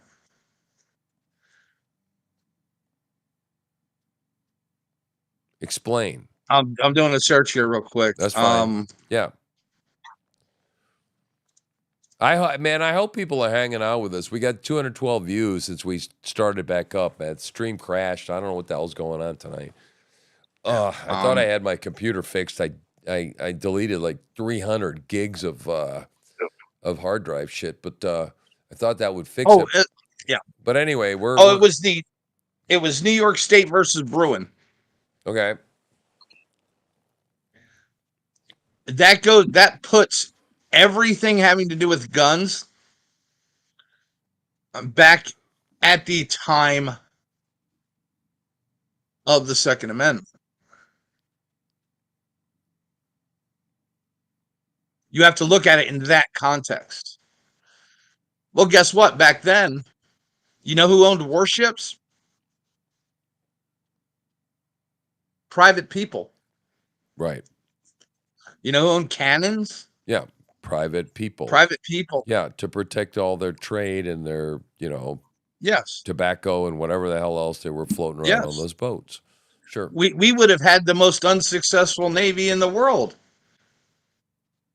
if it weren't for government contracted pirates. Yeah, mercenaries, essentially. Yeah. Yeah. No, they're not mercenaries. They're not mercenaries, sir. Okay. Because they are from the country that is in the conflict. Mercenaries are a third party from outside the conflict coming in. Okay. All that's I stand corrected. I understand. That's because I work for Blackwater. I take that mercenary shit very seriously. No, I get it. I get it. Yeah. I mean, that's an important distinction, and I appreciate you pointing that out to me. Yeah. Letters of marque, where, if you attack these warships, we split the spoils. But you can only attack these ships from Spain or from England right. It's a very profitable business for many. Right. And in the end, what won us the war, the Revolutionary War. Right. Because the only thing until the French fleet arrived, it was the only thing keeping the British fleet at bay was hit and run pirates who were businessmen. So this erosion of our rights, because I think in every aspect we've been eroded from where we were when there were pirate ships floating around in the ocean. Right? And we're talking about this kind of time. Why? Again. Why was the U.S. Marines? Why were the U.S. Marines founded? I don't know. To fight the Barbary pirate trade. Because they were enslaving American seamen in what was Turkey before it was Turkey? Persia. No. No. Syria. The whole thing. Ottoman Empire. I can't think of it. Yes. That's why the Marine Corps was developed. Was to fight the Barbary pirates. I see. Right. Okay. Yeah. To Okay. keep them from enslaving Westerners. Sure. Right. I mean, there's a lot of things in history that people don't know. Oh, Like wow. England was the one who fought for damn near 200 years to end slavery in Africa Yes. Yes. through their navy. But that's not convenient to the narrative. So, No, right. but that because it's not being taught in the schools. Right. Right. You know, the whole 3/5 of a human that gets turned on us all the time, right? Yes. From talking about slaves and counting of slaves. Yes. That would But be if you read the Federalist Papers, that was a win explain. because it gave them a status that they didn't have before. Mm. Because you can make 3/5 of a human, 4/5 of a human to 5/5 of a human relatively easy when they're looked at as a human and not a farm animal. Hmm. I've never really looked at it that way. That's a very interesting take. It is. Giving them the tag of human Right. gives them rights Right. and no longer makes them a beast of burden. Yes. Wow. Wow. Didn't And go they're no far. It didn't go far enough. they're but no I mean, longer but I mean, counted in yeah. the farm books Right. right next to pigs and chickens and cattle. Right. Right. Wow. Yeah. See, well, that what you just made a point of there is what I've always been taught, and I've always tried to preach the Bible, is that you have to understand what the context was of what the people, the listeners were, what the speakers were, what they were trying to convey, and at what time and what land and world they were living in, right? And usually that ends up being agrarian, right? So you have lots of examples about, oxen and pigs and chickens and shit, like you're talking about, right? But that's just because of the reason why it was stated the way it was stated. And our job as preachers is to interpret that, take it to someplace higher, then come back down. And it just draws back into your point that, yeah, they weren't human before. So now they're 3/5 of a human. It's like, all right, it's like, well, okay, wow. That's significant. That is significant. Yes. It is. And that kind of like at least has to cause someone pause to go, all right. I never thought about it that way. Right. Yeah. Yep. I agree. But I honestly think that the first 2 years of high school history should be the Federalist Papers. Yep. Oh, by the way, a viewer just said the Chevron Supreme Court decision is what I was talking about. And, Chevron deference. Yeah. I know with the regulatory agencies. Right. But because for me, that was a big one. That's a great win. That's a win for us. It is because I was in the combustion industry, and so I worked for all the biggest heating and air conditioning manufacturers, right? Rheem, Ruud, Weather King, all of them, A.O. Smith, all that stuff. And I ran the engineering departments, and every once in a while, the BSD of government would come along and go, we just really think that appliance needs to be just a little more efficient there. And we all had to just hop into, oh shit, screw the the refrigerant we were using. We had to just scrap it and start a new refrigerant. Or whatever, because the government just said, thou shalt now be more efficient. And like, for example, off grid, you don't think about shit like this. Okay. I got a standard water heater in the back there. Okay. It's standard efficiency, meaning it's 80 something efficient, 80 something percent efficient, right? It has a pilot and it has an electric magnet in there. So when you turn that pilot on, you got to hold the damn button. And when you get enough Yep. electricity, it engages an electromagnet to keep the valve open, right? So Yep. what happens if the pilot goes out? It says, well, you don't want to blow yourself up. It shuts it off. The main gas can't come on, right? Great system. Yeah, because back in the day, people's basements would fill up with gas and explode. Right. So right. So they came up with this thing, which made kind of sense. But then they come along and say, well, now that water heater, I mean, geez, we could, be warming up the planet because of that water heater that you have. So now it's got to be 92% efficient. We got to put a blower on the top of that son of a bitch.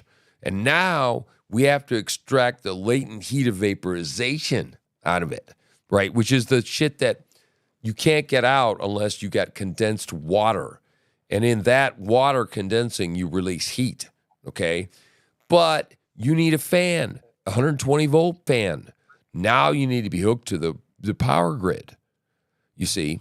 So that regulation now all of a sudden made millions of people less independent. You can't run a water heater unless it's X amount efficient. Well, says who? Right?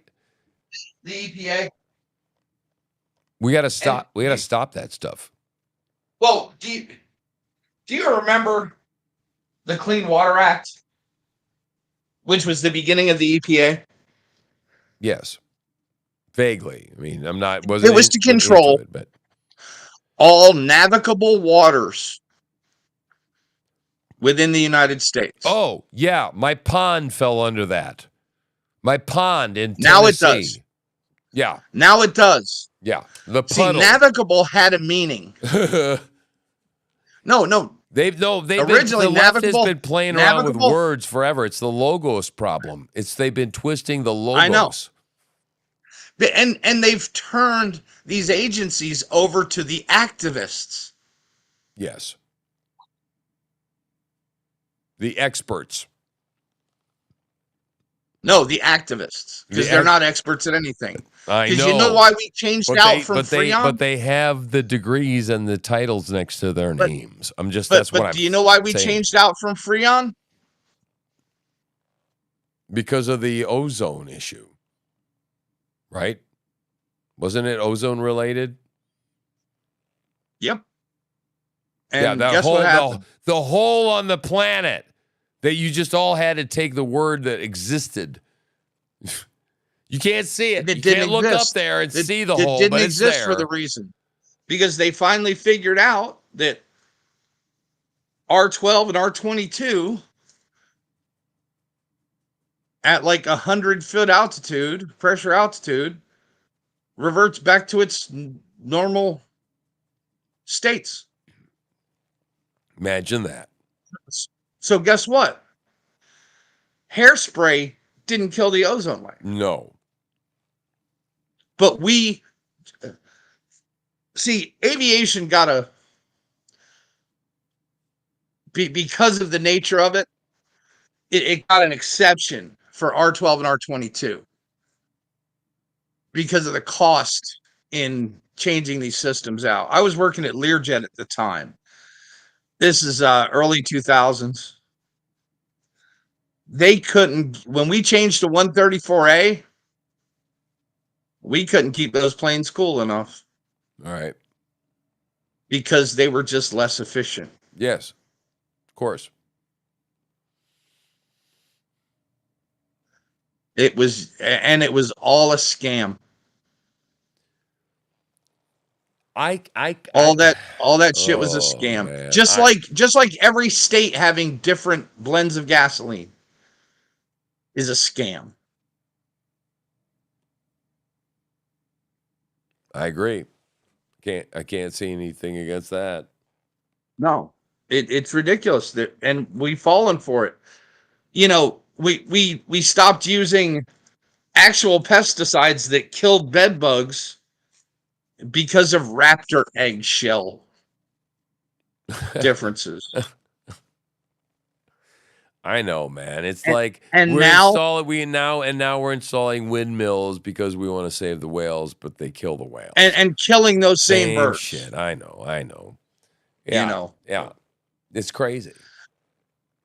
But people don't remember this. Back, navigable waters meant waters used for commercial purpose by seafaring people. Yeah. They didn't mean the wet spot in your backyard. Right. Oh yeah, when I They didn't found mean the ditch in front of your house. we had a The pond that was like, just a couple of acre pond. And Yep. these people were talking about regulating, and I'm like, get the fuck out of here. Jesus Yeah. Christ, man. It's not navigable.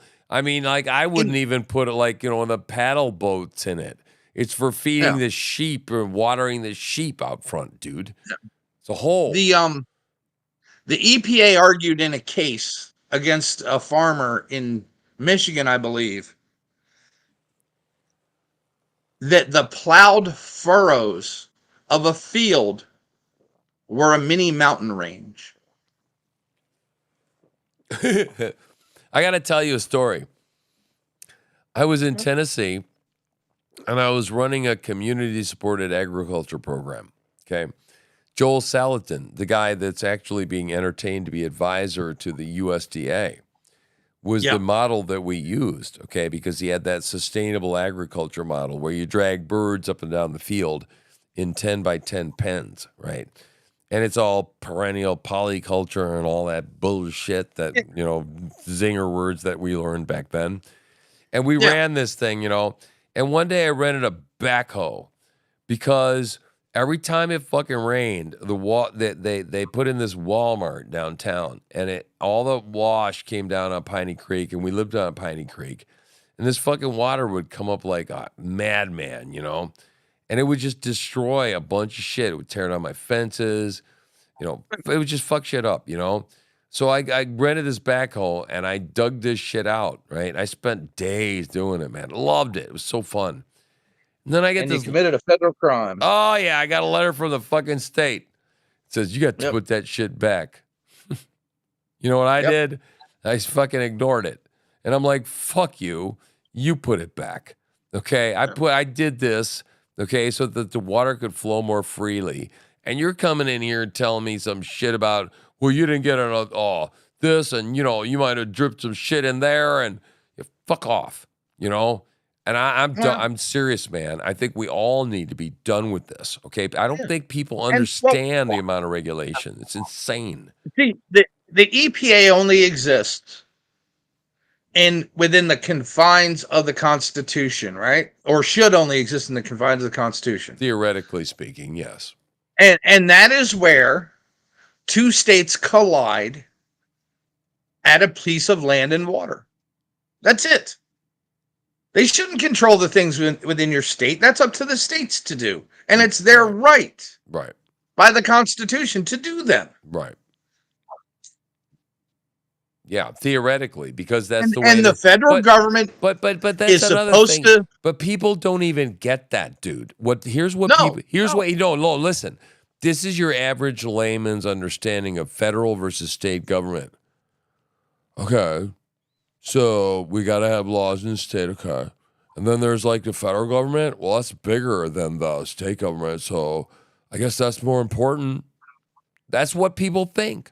That's what people think. They think that because it's federal, and when in actuality, the whole way this whole system is supposed to work is that it's supposed to be upside down to that. It's supposed to be ass backwards to that. And that's where Republicans have failed also.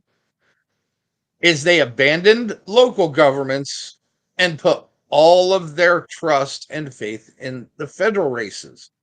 Right. When it's your local government that affects your life the most on a daily basis. Way more important, dude. It's your school way more board. Important. Yes. It's your mayor. It's your city council. Yep. Absolutely. And we have ceded those spaces to the lesser of us. Why? Listen, we have a person that Pine Tree Patriots is our group, and it's kind of exploding. It's doing its thing. It's wonderful. And somebody wrote something about our positions that were filled within Pine Tree Patriots, And I wrote back and I said, I don't give a shit about this. I want to know what seats, what positions are available that are running unopposed. Yeah. And there's like a list of 10 or 12. And I'm like, Yep. what the fuck are Republicans doing not running for these seats? I'm ashamed. I'm like, what? Are you serious? Franklin County's one of them. Franklin County's one of them. Oh, gee. That's my old county. Come on, man. Seriously. And where's my Joe Biden, right? Come on, man.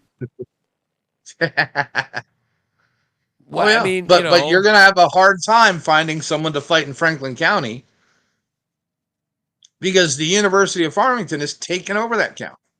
Yeah. So The town I first lived in Maine is a little town called Chesterville. Right. Back in 81, you could buy an acre for $500. Now this town has $500,000, $1 million homes. all right, back up, stop. Okay. Because of the university. Wait. All right, stop. Full stop. Yeah. Okay. I get that. I get all of it. Yeah. So you're kind of going, well, they're hopelessly libby, weirdo, libtard, retard, whatever, and it's just swampy, and it's like there's nothing you can do about it. And I'm going, No, I didn't say that. No, I know. But okay. you are going to have to fight like hell, and it's going to take a lot of money. All right. No. Yes. Maybe a little bit of money, but not like the kind you're talking about. Let me back up for a minute. That's a lot of money for Maine local politics. You start making those people, those voters' lives uncomfortable because of the policy they have voted for that we all fucking out here have to live with. Then you will get their attention. Now, what does that look like? It could look like dropping off a whole bunch of migrants in Martha's Vineyard. But that's just one example. And what I'm trying desperately to get people to do is go, all right, fine, it's a long shot, but it's not impossible. There are things that we can do.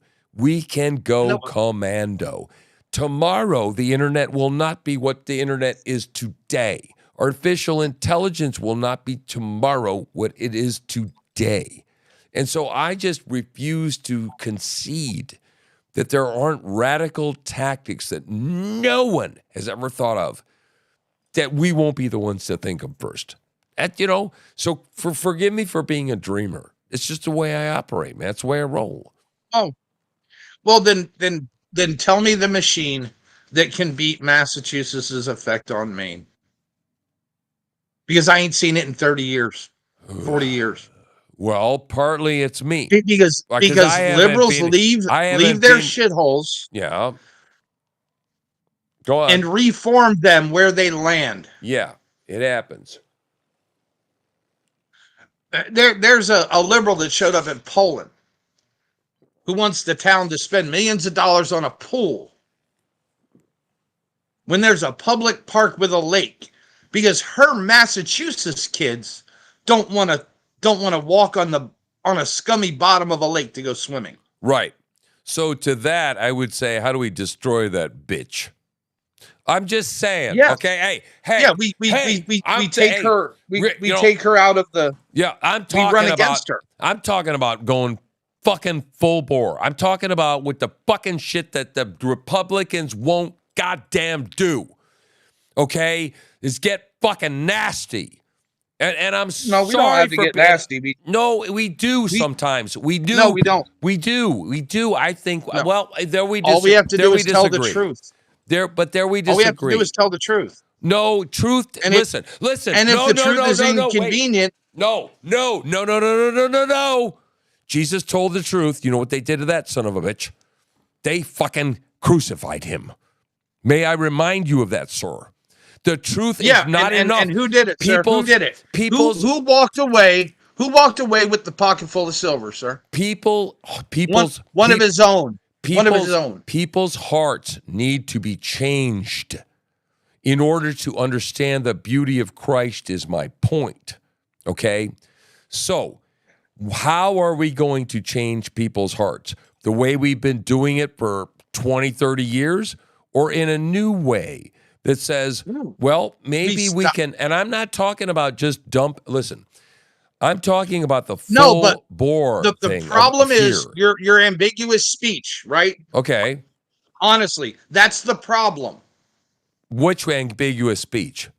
Point it out to me. What are you talking about? Call me out. Oh, we got to go in there and break skulls.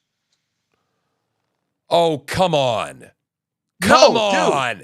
No, dude, because there is a dude, listen to me. Listen to me real quick. Just listen to me real quick. That kind of stuff. No, I will concede to you. I will concede to you that I will back up on the language for the weaker at faith. But you and me right now, we're talking strategy within the Republican Party, you and me knocking around, okay? And if we can't talk about cracking some skulls and you can't convert that, that's not my problem, that's yours. I'm not talking about beating people up. No, sir. I'm not talking about beating people up. That's wrong. What, you think I'm talking about beating people up? No, but listen, let me finish. People can take what you say and make it into that. People with bigger fucking platforms than you. And you have to recognize that. Okay, fair enough. When you state arguments, you have to state them cleanly and concisely so they cannot be used against you. Fair enough. Okay, so now I will tell you, I will adjust my language. How do we crack skulls without cracking skulls so that they can't use it against me? How do we think out of the box, sir, so that we stop being... Listen, they use niceness against us. They say Christians should be nice. I argue Christianity has nothing to do with nice, and you can't find me a biblical verse in there that says so. So what I'm telling you is, how do we flip tables like Jesus flipped tables? Because I serve Jesus, and he is my Lord, sir. So what I'm saying is, how do I do it biblically like Jesus did so we start to get people's attention and focus them on the truth? Okay? You know I don't mean beating people up. And I get that they use that. But guess what? There are certain people that believe the way that we do, that believe that's a way. I'm sorry, what? There's people that believe that that's the way it should go, that we should go complete authoritarianism. On our side, people that believe. Oh, I don't agree with that. I know, neither do I. Neither do I. But your words, what you say can be interpreted by different people as different things depending on their beliefs. All right. My speech and how you wait a minute. We're getting deep now. We're getting way deep now, okay? Listen, yes, I have a responsibility in how I phrase my speech, in how it's understood. And there is also an equal responsibility, okay, on the other end to not misinterpret and deliberately twist my speech to make it something that it is fucking not. You're relying on the enemy to follow rules. The enemy imposes rules upon us, sir, and I'm telling you that they have given us false rules. And that's why I say we need to cast those off. But yes, we do. And all I'm arguing for is to cast off what those outside of Christianity who are not filled with the Holy Spirit say, that's not Christian. Because sir, you can take that and you can throw that in the garbage can, because I'm not playing by your understanding of what a Christian's supposed to be. Well, number one, why are we relying on atheists to tell us what Christians are? I'm not. I don't. And I correct them when they try and correct me about what I'm supposed to be as a Christian. That's why I deal with a troll. That's why we don't need to care what they say. We need to speak the truth. We need to do it unapologetically. And we need to do it loud and in public. When your school board starts pushing this tranny crap, You need to go in there and verbally flip the tables. You need to make them uncomfortable in their seats. No You need to make disagreement. you need to make accusations. We're not You in need to point disagreement. fingers. Yes. Yes. Yes. Yes. Yes. Yes. Yes. But the first thing you got to do is go to the meeting. Yes. And that's where Republicans fail. Yes. Yes. Look Yes. look at this shit with the kids in Lewiston. Finally, teachers are speaking out. After what? 20 years? 20 years Yep. since Obama deposited those frickin' sodomites in Lewiston. Yep. 20 years and they finally had enough. And what did most of them do? They just moved. We need to accept the simple fact on why Maine was such a safe place.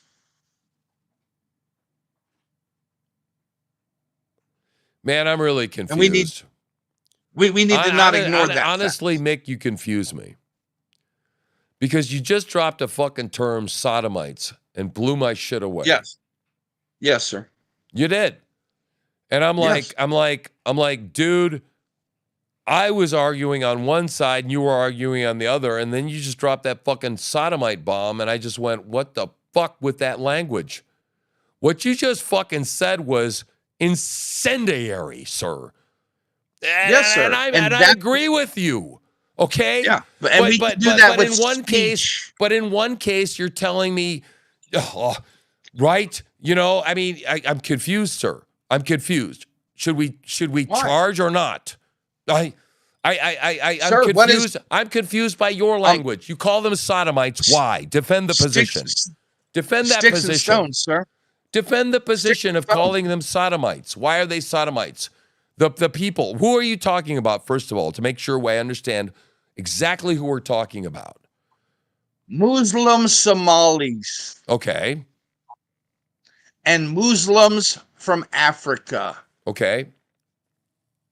Because sodomy, you know, there's a saying in the Middle East, right?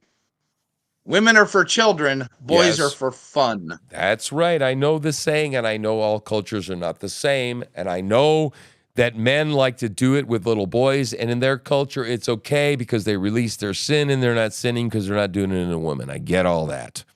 So, yes. And that's why I refer to them as sodomites, sir. Yes. Okay. But how far are you Pretty simple. Okay. But how far? Okay, I'm just like I'm Because listen, sodomites are an example. Bro, I'm with you. I'm with you. Okay, all I'm just saying, okay, let's tone this down because people are going to think we're yelling at us. We love each other, okay? And I just love a good debate, right? And I'm all about this. And I will fucking go to the mat on some of this shit because I feel like finally, and this is what I was cut out to be. This is what I was made to be. This is why I want to argue with David Patrick for the same damn reason, because he's into social justice, okay? And I want to go, oh, really? Racial justice, social justice? Let's get it on. Let's talk. Let's really talk about this stuff.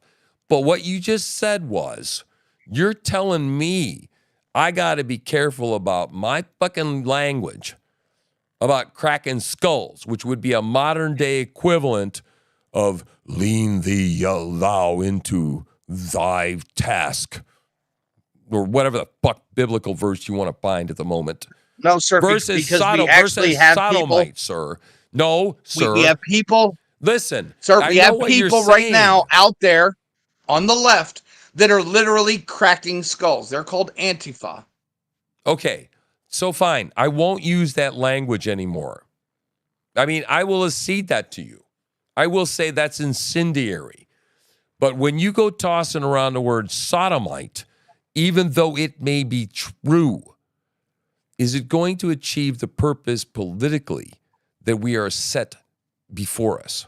Or can we be more savvy than that, which is Unquirer's, I think, gift to this movement in understanding building coalitions?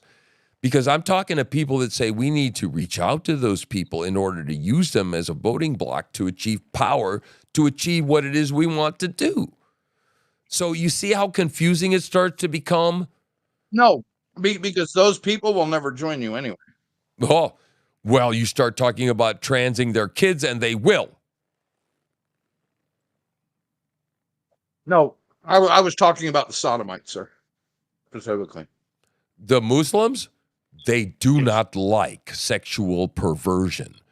And that is something Yes, they do. that, Yes, they do, sir. They just don't like it pushed on their children well, from Christians. not publicly speaking, they don't. And they don't No. like, listen, they want to do their own nasty daddy, but they don't want the government involved. They want their no-go zones. They want their Peshawar district where they can do the nasty. So they will vote to keep the government, just like the Amish did, out of their damn business. So the question is, if there's a coalition to be made there in that regard, whether you believe it is there or not, you say they're perverse, they're sodomites. The question I have for you is it wise, as far as my friend Richard says, to reach out to them and use them as voters to achieve political ends in your worldview? Yeah, but they're only good to use as useful idiots. Okay. They're to be used as cannon fodder. I don't think their IQs are all that high either, which will probably No. lose me a few followers tonight. Okay? We have not been importing the best. Okay? No. If you've ever seen the map, right? So in general, it's not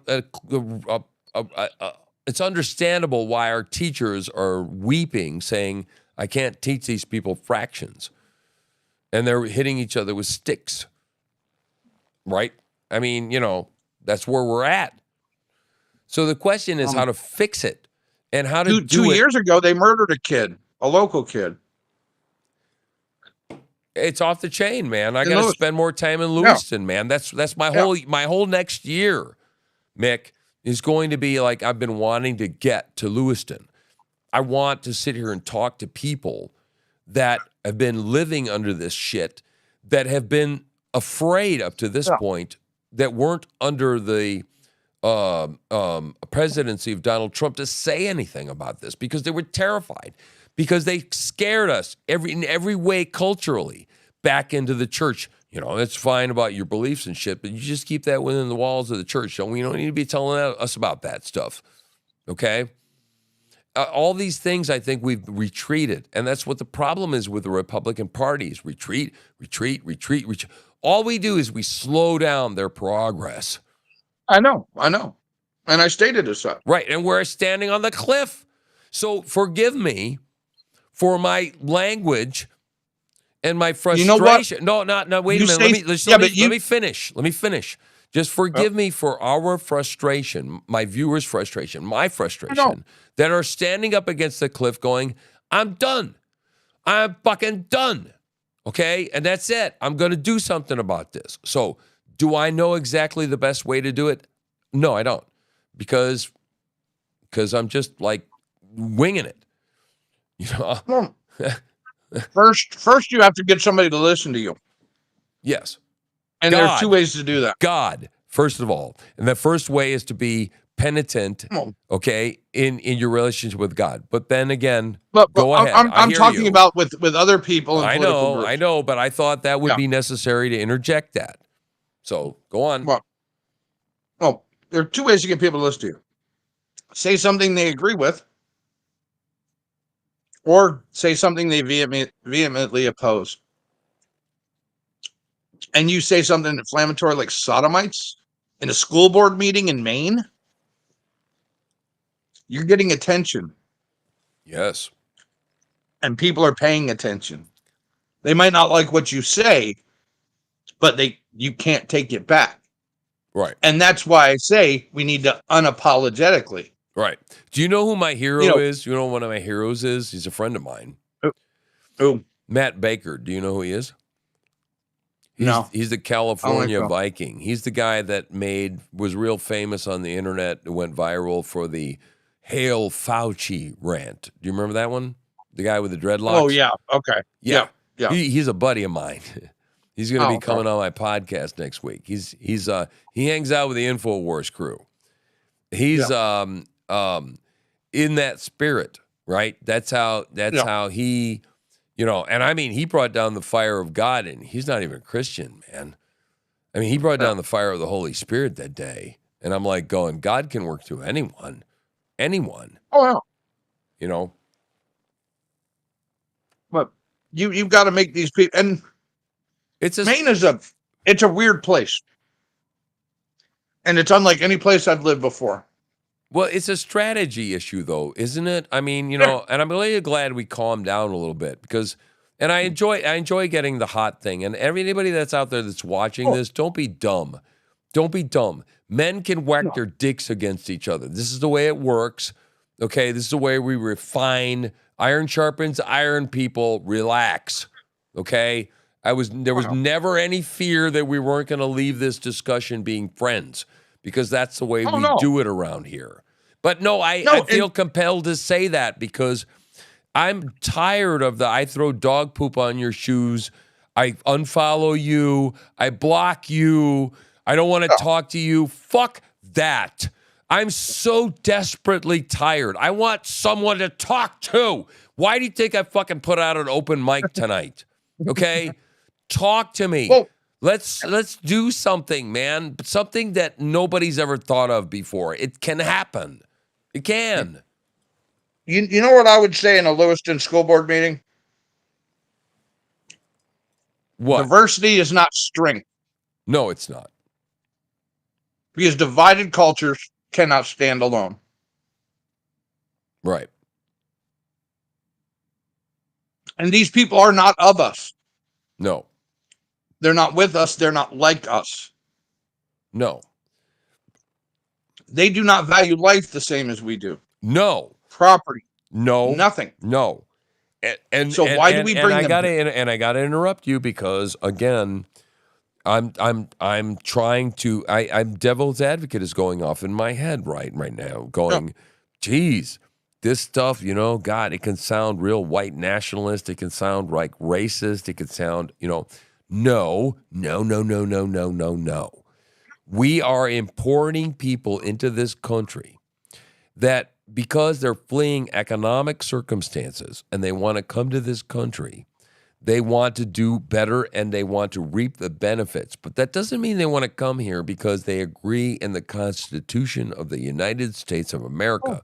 They want free speech. They want the right to defend themselves. They want all these things, which in that case I would go, wow, okay, you want to be here. We have an organizing principle upon which we can have a relationship and be in members of the club, right? Here's the club rules, right? I mean, we all know what clubs are, right? You got a club, you got to adhere to the rules. But we can't have another country inside of our country or multiple countries inside of our country. It's suicide. There's been no other culture in history that has allowed this kind of border policy. You name me one. Have you ever heard Theodore Roosevelt's quote on immigration?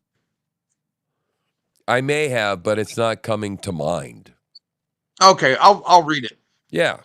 In the first place, we should insist that if the immigrant who comes here in good faith becomes an American and assimilates himself to us, that he shall be treated in an exact equality with everyone else. Uh-huh. For it is an outrage to discriminate against such a man because of creed, birthplace, or origin. Right. You know where I parked on that, right? You know the word. I'm not done yet. Okay, keep going. But this is propagated upon the person becoming in every facet an American and nothing but an American. Ah. Okay. There can be no divided allegiance here. Okay. Any man who says he is an American, but something else also isn't an American at all. We have room for but one flag, the American flag. We have room but for one language here, and that is the English language.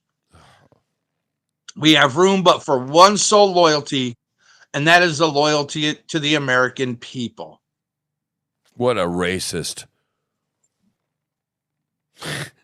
Sorry, what a racist. I mean, that's what they say today. But, what you said was okay, with the thing that caused me to full stop before you said, well, I'm not done, was assimilation. Yep. Assimilate. Okay, assimilate means you get absorbed into us. Yeah. Okay? It's Assimilate himself to us, yes, that not us means to him. correct. But yet multiculturalism and diversity is our strength according to the left, which is a lie. Diversity is Well, not our strength. As a matter of fact, unity of thought is our strength,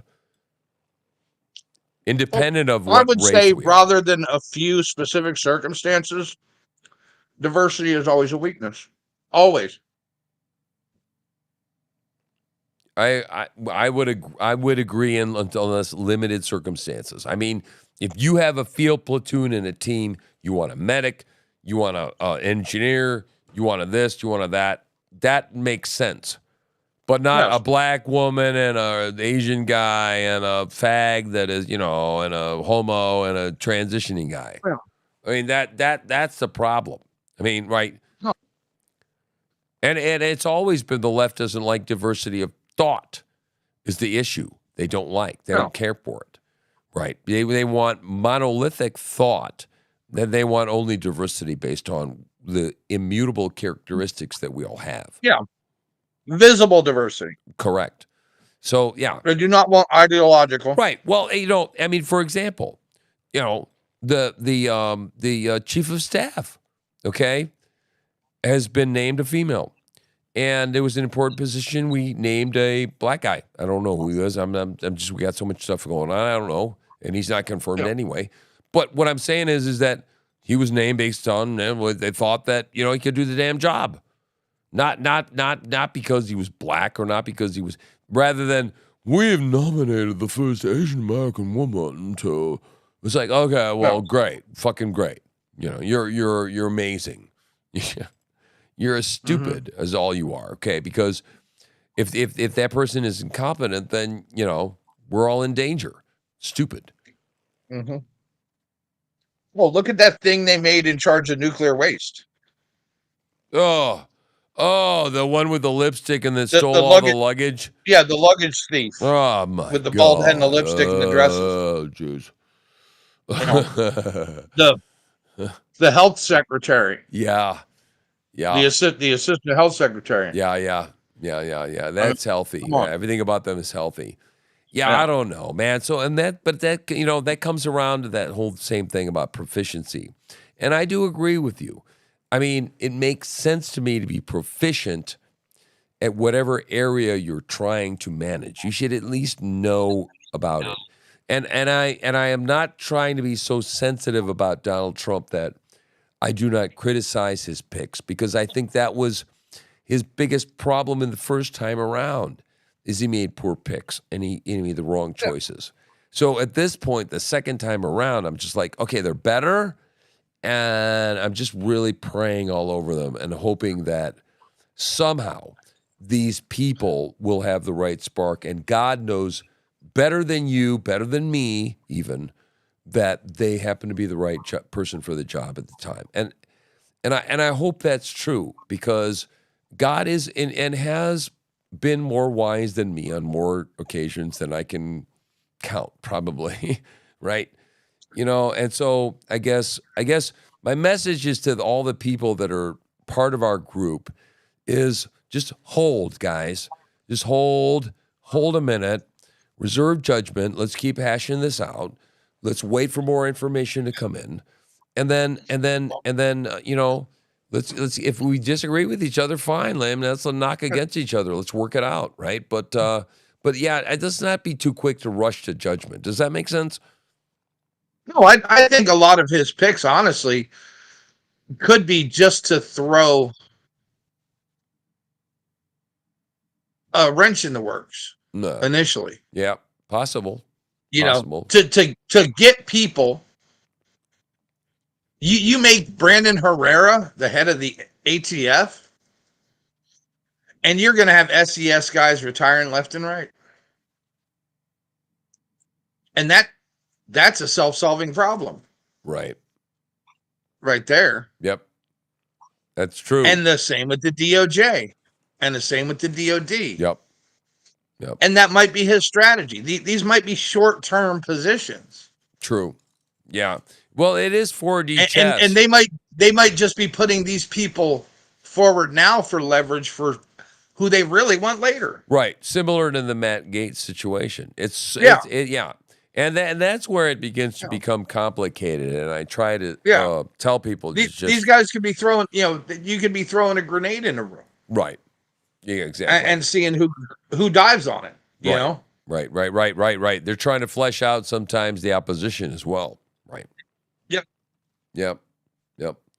Because all these emails that are going around right now in the Pentagon and the DOJ and the FBI, they're all going to be there on day one for somebody in the Trump administration to find. Yep. And these people aren't that smart to cover up their shit. That's the thing that amazes me. I thought, man, these people are really sneaky. No, they're not. They're just kind of stupid. Have to be. Yeah, because they thought they didn't think they would ever get caught. I think that's what it comes down to. And, they live in an ideological bubble. Right. Everybody around them thinks the way they do, says the same things they do. Wow. Well, you know what?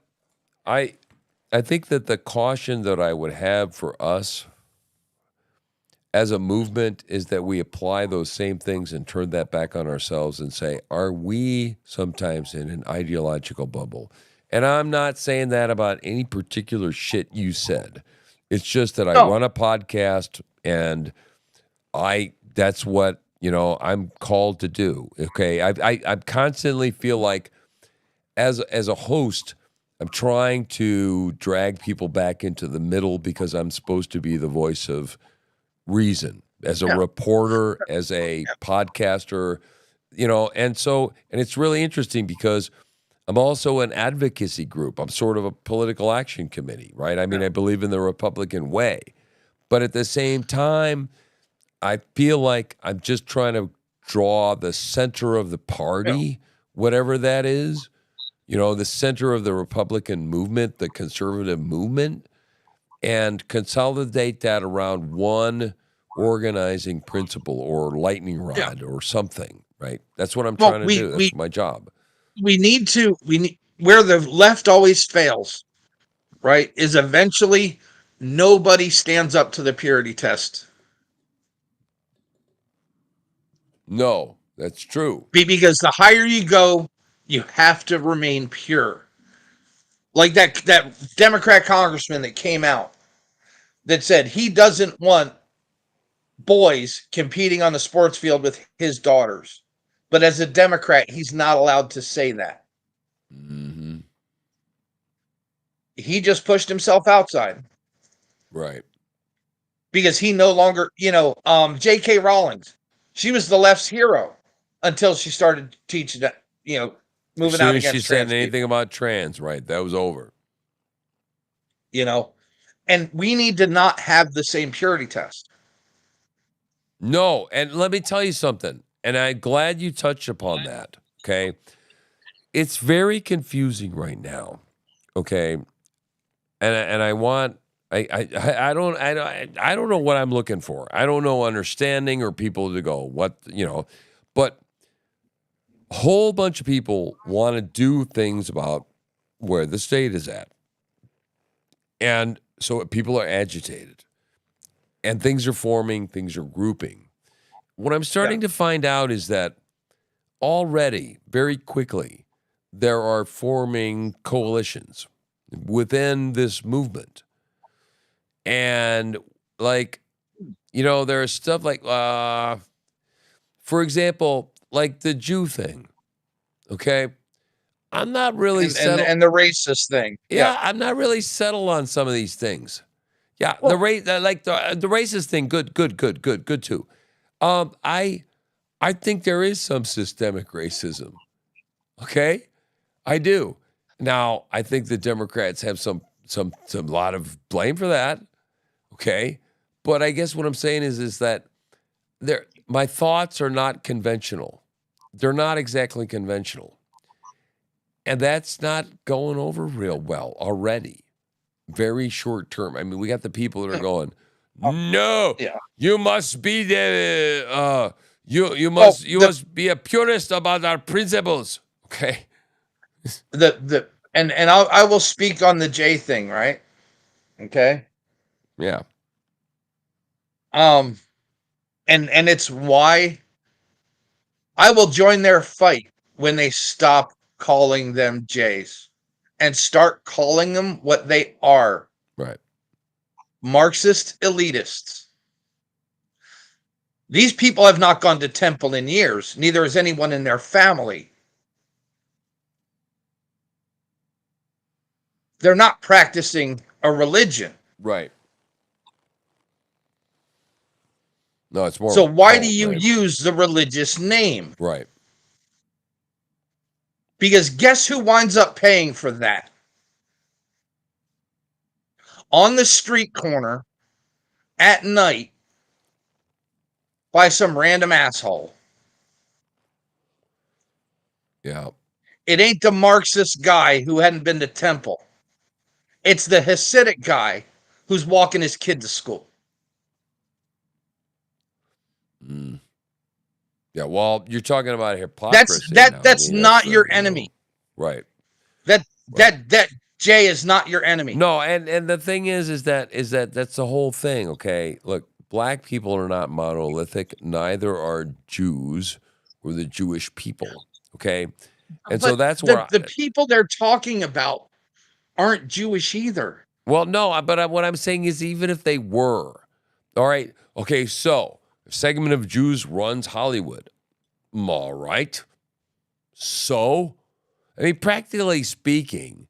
Okay, does that mean every Jew that I meet is has a line? And I can meet this Jew on the street and go, "Hey, dude, I need to talk to fucking Steven Spielberg." He's not gonna fucking hook me up. No, because they're not part Jews. of a. You know, they're different. Not all blacks are blacks. Not all Hebrews are Hebrews. Not all Jews are Jews. Okay, it's like So stop stupid. calling them Jews. Right. Well, it's just stupid to look at things that way. It's just wrong. Okay. Maybe you want to just call them assholes. How about that? Assholes that happen to be Jews. Okay, I can They're deal not with even. that. Yeah, but they're not even Jews. No, They don't go I to know what you're temple. saying. Yeah, I know what you're saying. They have no. They have no relationship with God. Right, which is what you're getting into, which is what I was mentioning is not all Jews are Jews. Okay. Not all people that represent, the country of, and at the time when Paul was reading Romans 9, he said he was weeping for his brethren that did not understand Christ and what he represented. And he was weeping for his brethren that didn't get it, right? The Jewish community that didn't get it. So it's very similar to that sort of thing, I think. Yeah, but start calling them what they actually are. Because guess what? Most of those people that speak out about them can't even name them. Right. It's a dicey situation. And the ire of their hate ends up being a guy that's easily identifiable as Jewish, who has nothing to do with it. Right. Yeah. True. Yeah. Look. I think here's I'm going to wrap this up because we've been on here for a long time. And I've enjoyed the shit out of it, okay? But just to wrap this up and like bring it in for a landing, okay? I'm all about I'm tired of fucking division, right? I'm tired of labels. I think labels are old, obsolete, useless in many ways. However, I believe that he who forgets his history was going to fuck up his future. Okay?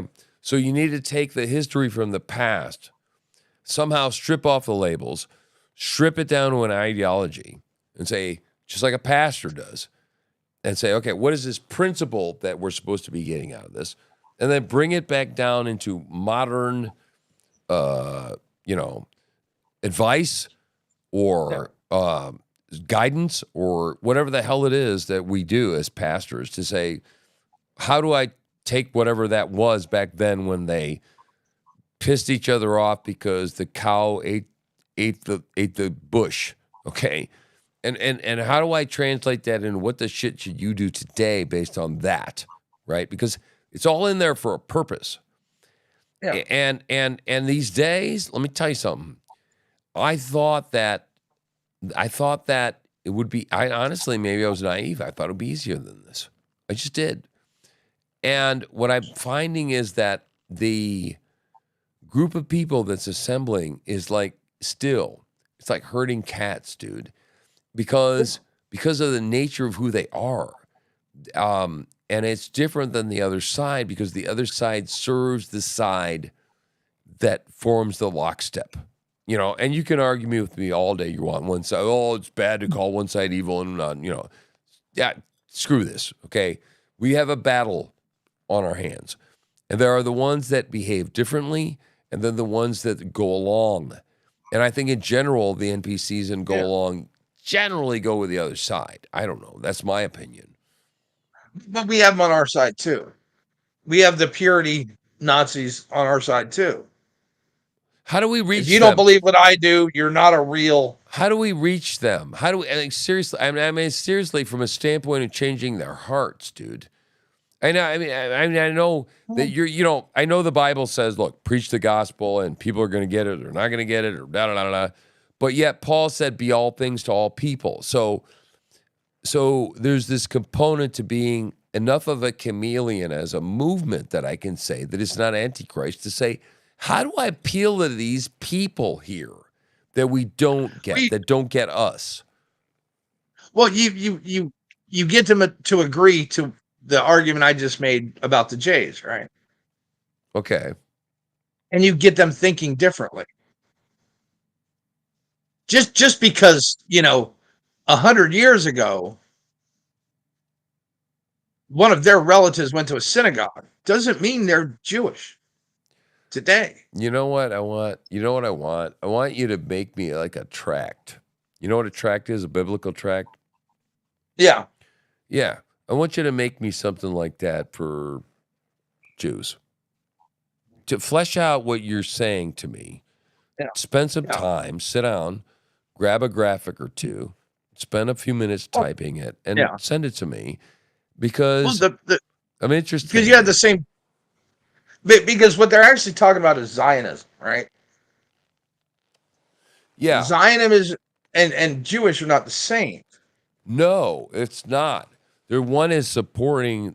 I mean, the definition for Zionism. One is no different than the Muslim want to take over the world. Yeah. They're the same people. Damn near culturally. DNA-wise, they are the same people. Yeah. Well, on two ideological fronts. Yeah. And because Muslim is both a religion. Well, look, specifically and a speaking, government right system. This day, right at this moment, right now, right this second, the world is going to end. Israel's fucked. Israel's fucked because it's full of a bunch of Jews that don't acknowledge Jesus as Savior. Okay? Now, it's not going to end today because that's not how God has it, figured out. But Romans 10 says that at some point he will bring back in the fold and graft back into that olive tree, right? So I have to believe there's room for the Jews in God's heart. I can't believe that we replaced them. I can't believe in replacement theory that you were what was Jesus? Well, a Jew. I mean, he was a Jew. His heritage. What? No, that's exactly what I mean. Yeah, exactly. Right. Stop blaming people who aren't the problem and start pointing at the people who are. Right. Name them. Right. I agree with you. For God's sake, name them. Right. Call out the devil. Right. And that's where there's a lack of courage, okay, in calling out that which is evil. Whatever whatever name yeah, it has, dude. Okay? Seriously. but that name is not a descriptor, it's a name. Yeah, I know. I know. Yeah. But like, for example, we've got people that want to be involved in the TruthSlinger project, right? That Yeah. are outside of the names and descriptors that would be acceptable within inside an organization. You with me? They don't fit. And so that's why I desperately want to drop these stupid ass labels and just say, the way we're doing this is like we're a bunch of fucking chimpanzees trying to hump a fucking football. We look ridiculous. We're failing to the same purity standard. Yes. Yes. Yes. Yes. We are. And Republicans tend to be one or two issue voters. That's the truth. We just want to be left alone for the most part. We want to pay low taxes, we want to keep our guns, and we want to be left the fuck alone. Oh God, this is so boring. Oh, Jesus. I mean, I hate to say it, but I know it, dude. But you're right. I mean, I get it. So the challenge is going to be, okay, we got a state to take over. So the next question becomes, how do we get these some bitches off their couches? And that's where I'm already, the next fight. That's where my mind is. That's where my heart is. I'm already there, okay?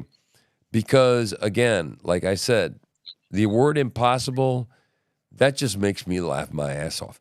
My president pulled off what was impossible. Okay? Just happened a week and a half ago. It was impossible. I mean, but we got to eat this shit sandwich one bite at a time. Yeah. Yep. So where should we start? And none of it's going to taste good. Where are we gonna start, dude? In the state of Maine, where would you start?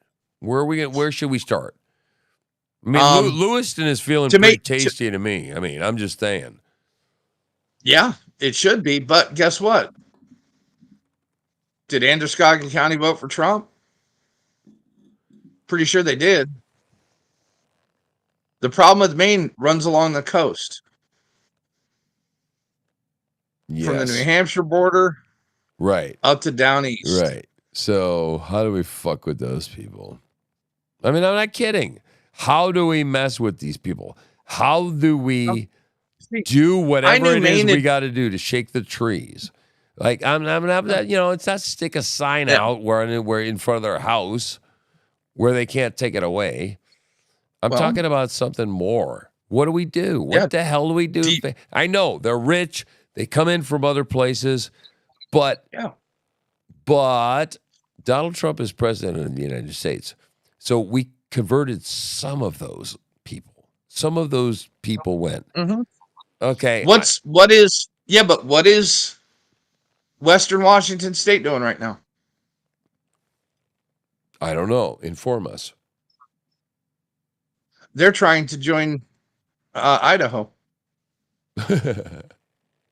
They are. They want to eject Washington State and join Idaho. Oh, jeez. That's a real movement going on that has backing and support. Well, because they're tired of the eastern half of the state. Right. Just like Maine. Well, running the lives of everyone in this state. Balkanization of the country is possible. Right? I mean, that's a national divorce conversation has been going around for some time. No. This isn't national divorce, sir. What are you speaking of then? This is separating from your current state and making a new one that doesn't include coastal Maine. Okay. And you can do it from two sides.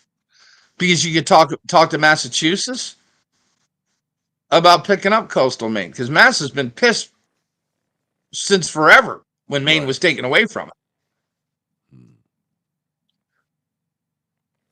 Well, that's interesting. I mean, that's something I've never thought about.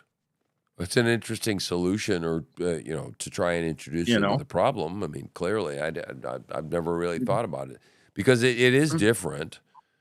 I mean, you're talking about forming a new state versus Yeah, what I've heard before was there was a state, and I think right next to Oregon, where yeah, they, that's Washington that yeah, they're trying to do this. yeah. Yep, But and all they're they have to trying do to, is petition Congress to do it. yeah. Is that going to take And the Congress to do, or no, we were talking about the yes, Yeah, yes, it has to be agreed upon by Congress. right. But it could But if the also be people agree, addressed with what's the the fight against it? right. If the people that live there agree to it, what is the fight? Like, what fight could they possibly make against it? Right. Well, The we the state of the current has yet state to of be seen. Washington can't attack them and tax them and not allow them across the borders because of the Constitution. Right. Right. So if they want to pledge their allegiance to another state with their land that they own, let them. Let people like Chicago, right? Chicago gets what it deserves Hmm. because they vote for it. Yeah. Well, Jesus. Well, that's a whole other set of worms, right? They Right, vote right for it now, because Portland, they're right now, Portland and Lewiston are suffering yeah. from what they voted for. Yeah, it is true. It is And true. you need to use that and the rules for radicals. Use those facts and the rules for radicals. Yeah. Well, and that's what I was trying to get at before, I think, was was looking at the rules for radicals and saying that is their playbook. Now, how do we play ball antithetically to that? Because I mean, You you use those rules against them yes, because we have a better argument. yes, we do. Right, And we have exactly. factual representation on the battlefield. Right, right. Those people don't fit into Maine. They don't fit into America. Anywhere they put them. Immigration was never supposed to be inserting enclaves into states that are losing populations. No, no. And as a matter of fact, I happen to be one of the people that believe if they were block paroled illegally, it doesn't matter that you have a child in school. It doesn't matter that you really like it here. It doesn't matter that you've enjoyed it for 6 months or six, whatever years or how long you've been here. Don't care. Then If you were then paroled illegally by a president that said block, and you were not individually paroled, then you got to go. You got to sell your well, not shit and you got to go back to where you came from and get back in line and take the wealth that you enjoyed here, which you probably wouldn't have had you not been here, and dump that back into getting back here. That's all I can say about if, that. well, if we can apply the Bruin decision to the Second Amendment, then we can apply it to the amendment for naturalization too. What was that? Born here, you're an American. What Oh, who yeah, was that for? yeah, right, the anchor baby thing. That no, sir. That's what it's turned into. What is it in its original form? What was it for? What was its purpose? Slaves and Native American births in the United States. That's it. It didn't apply to foreigners. Really? Yes, that was done because the children of slaves and the children of Indians had no status. The whole purpose of that amendment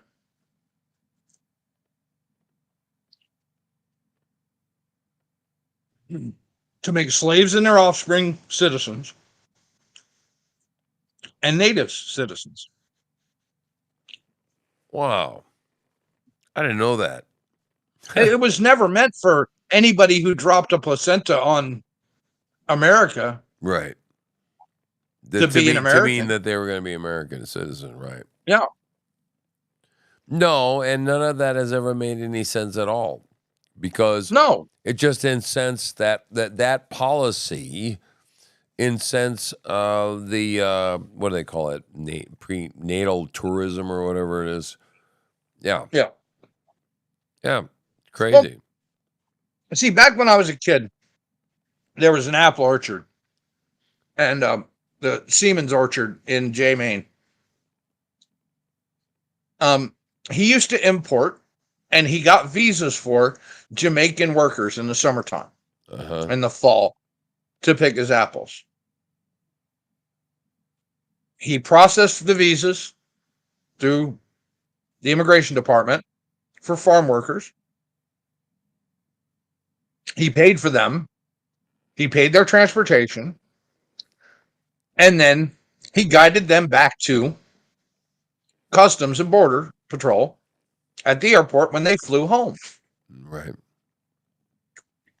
When those visas were cleared, he was allowed that same number of visas the next year. If somebody skipped on his visa, he didn't get it. So he had a vested interest in making sure that his workers went back home. We have a system in place already for foreign workers, for farm workers, Right. that allows them to go home after picking season. We just don't use it anymore. I think 15% of of migrants actually work in any form of the agricultural section anymore, because they're taking all the jobs we did as teenagers. Yeah. Washing dishes, waiting tables, Right. working at McDonald's. Remember McDonald's? When the only person between the ages of 20 and 65 was the manager? Yeah, right. Exactly. It was high school kids and retirees. Yep. That's what McJobs were for. They built a very successful No, but the left would have you, system. yeah, but the left would have you believe that that should be a wage that should sustain a family of 5. McJobs were never supposed to sustain families of 5. They were supposed to supplement retirees' incomes, get them out and moving, and to train teenagers. Yep. Yep. And to provide them with jobs and focus and a little bit of cash. Yep. Yep. Yep. And it's not supposed to be like a living wage for McDonald's, guys. No. Yeah. No. It's stupid. You're not supposed to raise kids on McJobs. No. No, no, no. No, and Well, none of, and there's no person out there that you're gonna find that's gonna be like, yeah, I rose to like double manager at McDonald's, like $200,000 a year, man. I'm really rocking it. No. yes, sir, you will find those people. Yeah, there will be. And The franchise owners, right? You know. no, sir. All right, when I got out of high school, when actually the day I turned 18, which was the beginning of my senior year, I went and signed up for the Army. All right. Yeah. Graduated July that year. I went to basic training. I spent almost 11 years in the service. You know what I made as an E6 promotable in 1998 with 11 years of service, sir? No idea. $24,000 a year. Okay. Because I was single, didn't have any children. Right. That was my base pay. If I would have put the blood, sweat, and tears that I did into the military into a McDonald's franchise, starting out as a fry cook at the making fries, I would have made regional manager and been pulling in 6 figures in 5 years. Really? Well, so that's interesting then. What's your life advice, dude? What's your life advice to someone who's at that age where they're trying to decide what they're going to do? What would you say to them? Don't go in the military. Number one, I'm sorry, but I can no longer recommend it because the army that exists today is not the one that I was in. Okay. And until they change it, I don't recommend going in because it's not going to fix you. It's not going to change you. It can no longer break you down, so it can't rebuild you. So you're just making Why is that? because kids weren't able to make it anymore. You can graduate basic training now, failing the PT test and failing basic rifle marksmanship. Oh, good. Great. Great. I feel so safe now. Jeez. Because we have soft kids. We have soft kids, sir. Not good. Not good. No. And we have dumb kids. No. Yeah, not good. I was a hard set C student. Graduated in the lowest 10% of my class. Right? Yep. I still aced the ASVAB. Aced it. I came out with a GT score of 120. 121, actually. So I wasn't stupid. These kids can't even pass the ASVAB. They're having to take it 3 and 4 times. Yeah. Oh, because schools aren't teaching them anything anymore. Yeah. Okay. No, they're not. Right. I mean, which is why it comes back to what we talked about earlier, is that I really believe that we need to just to get our education systems back. Right. I mean, we just need to. I mean, we need to take control of the schools. And one of the things I was encouraged, I guess, the most about, right, was that Donald Trump says, we're going to teach this, Constitution, Bill of Rights, And I think that as far as any national mandate, the department, we don't even need a damn department, to tell you the truth. We just need a fucking law. You know, you'll teach these things as part of the curriculum. After that, have at it. Do what the fuck you want on a state level, right? The 50 states were supposed to be each 50 individual laboratories for idea. Right. Right? Yeah. Where will business go? Where will they move? They will move to where it is financially beneficial and they can get the best employees. Right? Yes, with caveats, yes. Let California keep teaching whatever California wants to. In 10 years, businesses will move to the top 10 states that have tax policies and intelligent workers. Right. And they will not go to liberal Massachusetts. Right. They will not go to California. They will not go to Colorado. Right. Well, it certainly is a longer term strategy. And I think that what we need to do is pretty much decide on what the hell we're trying to do. Right. I mean, that's my biggest criticism I have, that I keep throwing up to people and saying, look, I'm not a damn expert, but you guys are, the brain trust is going to be. That's the way God works it. So, how do we do these things and how do we overcome and accomplish? Andrew Breitbart said it. Politics is downstream from culture. Right. We take the culture back over. Right. Right. We teach the history. Right. Yeah, we do.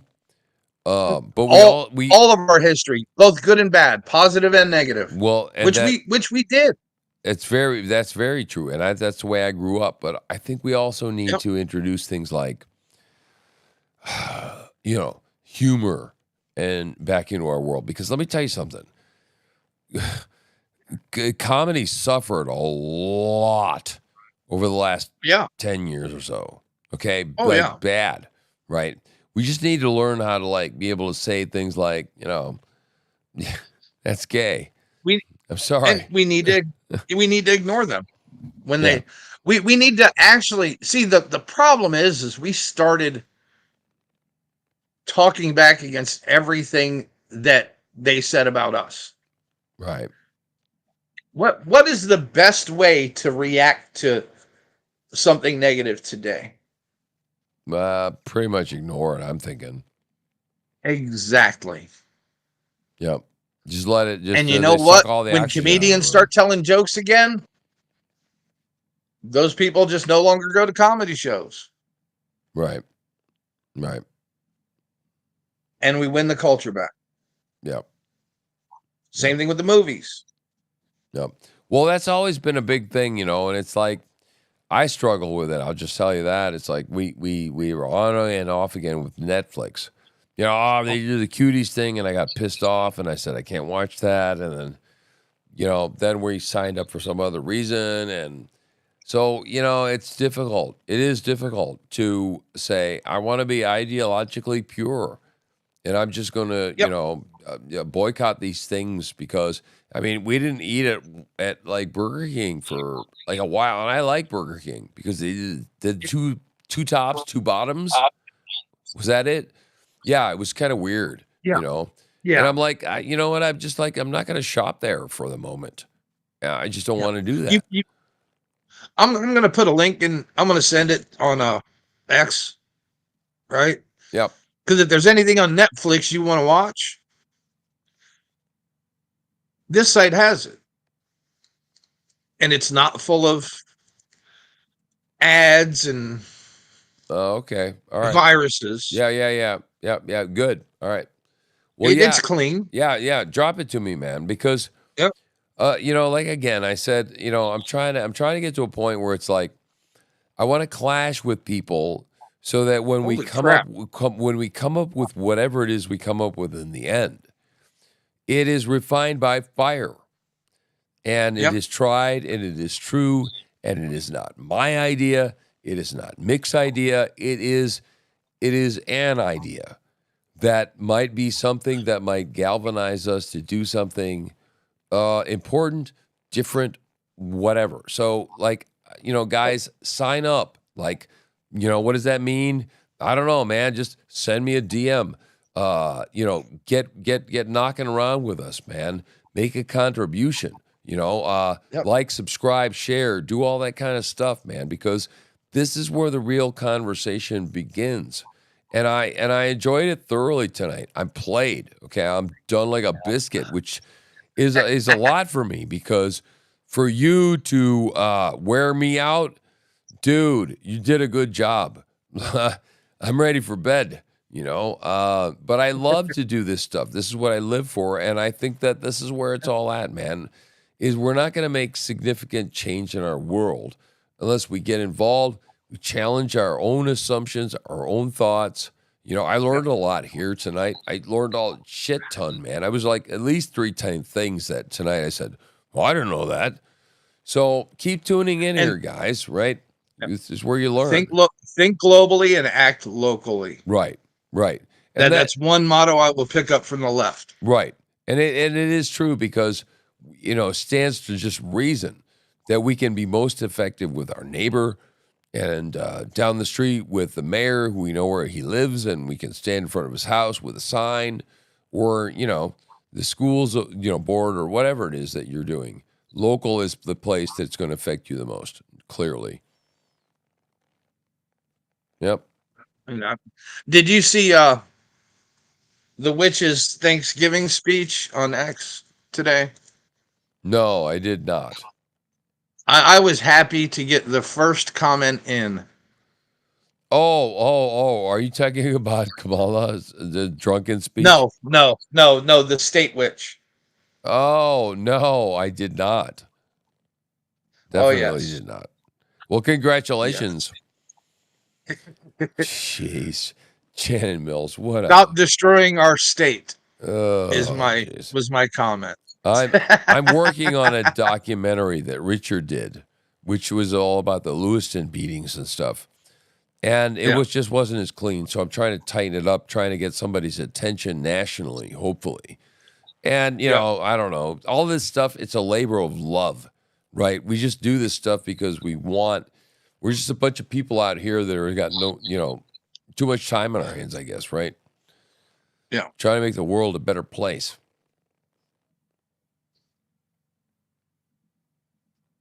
Yeah. All right, guys. But we also got to win. We got to win today too. A federal judge dismissed Ray Epps' lawsuit against Tucker Carlson and Fox News for defamation. Wow. Because she felt that there was validity to the claim that he was a Fed. Huh. Her word. Well, that's good news, right? Yes, sir. Absolutely. That's winning in the culture. Yes. Yes. Well, I think after everybody's seen that all these cases of lawfare against Donald Trump have fallen apart, and now he's president, and they're like, well, I guess that's not that important. That just goes to testify the legitimacy of what it is that they were purporting to do in the beginning. It calls into question, the validity of what they did. It's a bunch of bunk. It was a bunch of shit, right? See, I'm almost to the point. I think the DOJ and the FBI should fall under the Supreme Court. That's an interesting thought. I'll have to ponder on that. And I think that the head of the DOJ should be an elected position at this point. Yeah. Well, I think definitely something needs to change. Some structural change needs to happen. Yeah. We can't just keep going on like it has been because it doesn't produce good results. And that's not who we are as Americans. Well, remember back with, in the early days, because real Democrats don't exist anymore as a party. No, they were hijacked. Yes. We all had the same goal for the country, but the path to getting there was different. That's it. That was the difference. It is no longer that difference anymore. Right. They literally just want to tear, as Barack Obama said, people didn't understand the meaning of the word fundamental in fundamental change. Right. They did not. All they heard was happy words and hope and change. Right. Right. And hope and change in one hand and shit in the other, and see which one fills up first. Right. Well, I definitely think moving the Department of Justice, I mean, that's something that's pretty out of the box, man. And I think that's a pretty interesting thought because, I mean, right now, what they've said, de facto at the moment, it's its fourth branch of government. That's the way people treat it. They say, well, it's independent. You can't even talk to you have to send him a tweet, right? And you can't send it to him. You have to send it about him to influence him because you can't talk to him. I was like, you remember that back in 2020 or 2016, 17? I was like, what are you talking about? He can't meet with his attorney general? What bastardization of this government have we achieved here? And, where were the Republicans when Obama's head of the DOJ refused his congressional subpoena? Right. Oh, they did nothing. Nowhere. Just like the guy that defied the subpoena for the the server in her bathroom. Yep. Nothing. But yet Paul Manafort sat in jail. Yep. And Steve Bannon, who I'm not a big fan of, went to jail too. Yep. No, it's no good. We got to change something. So anyway, let's wrap this up, dude. I enjoyed the shit out of it. And I didn't no problem, man. I didn't expect it. I was like about halfway through. I was like, I was gonna spy on that damn commie meeting. Probably didn't miss much, but except for like nails across the chalkboard, right? So whatever. I enjoyed this. We got to do it again sometime, right?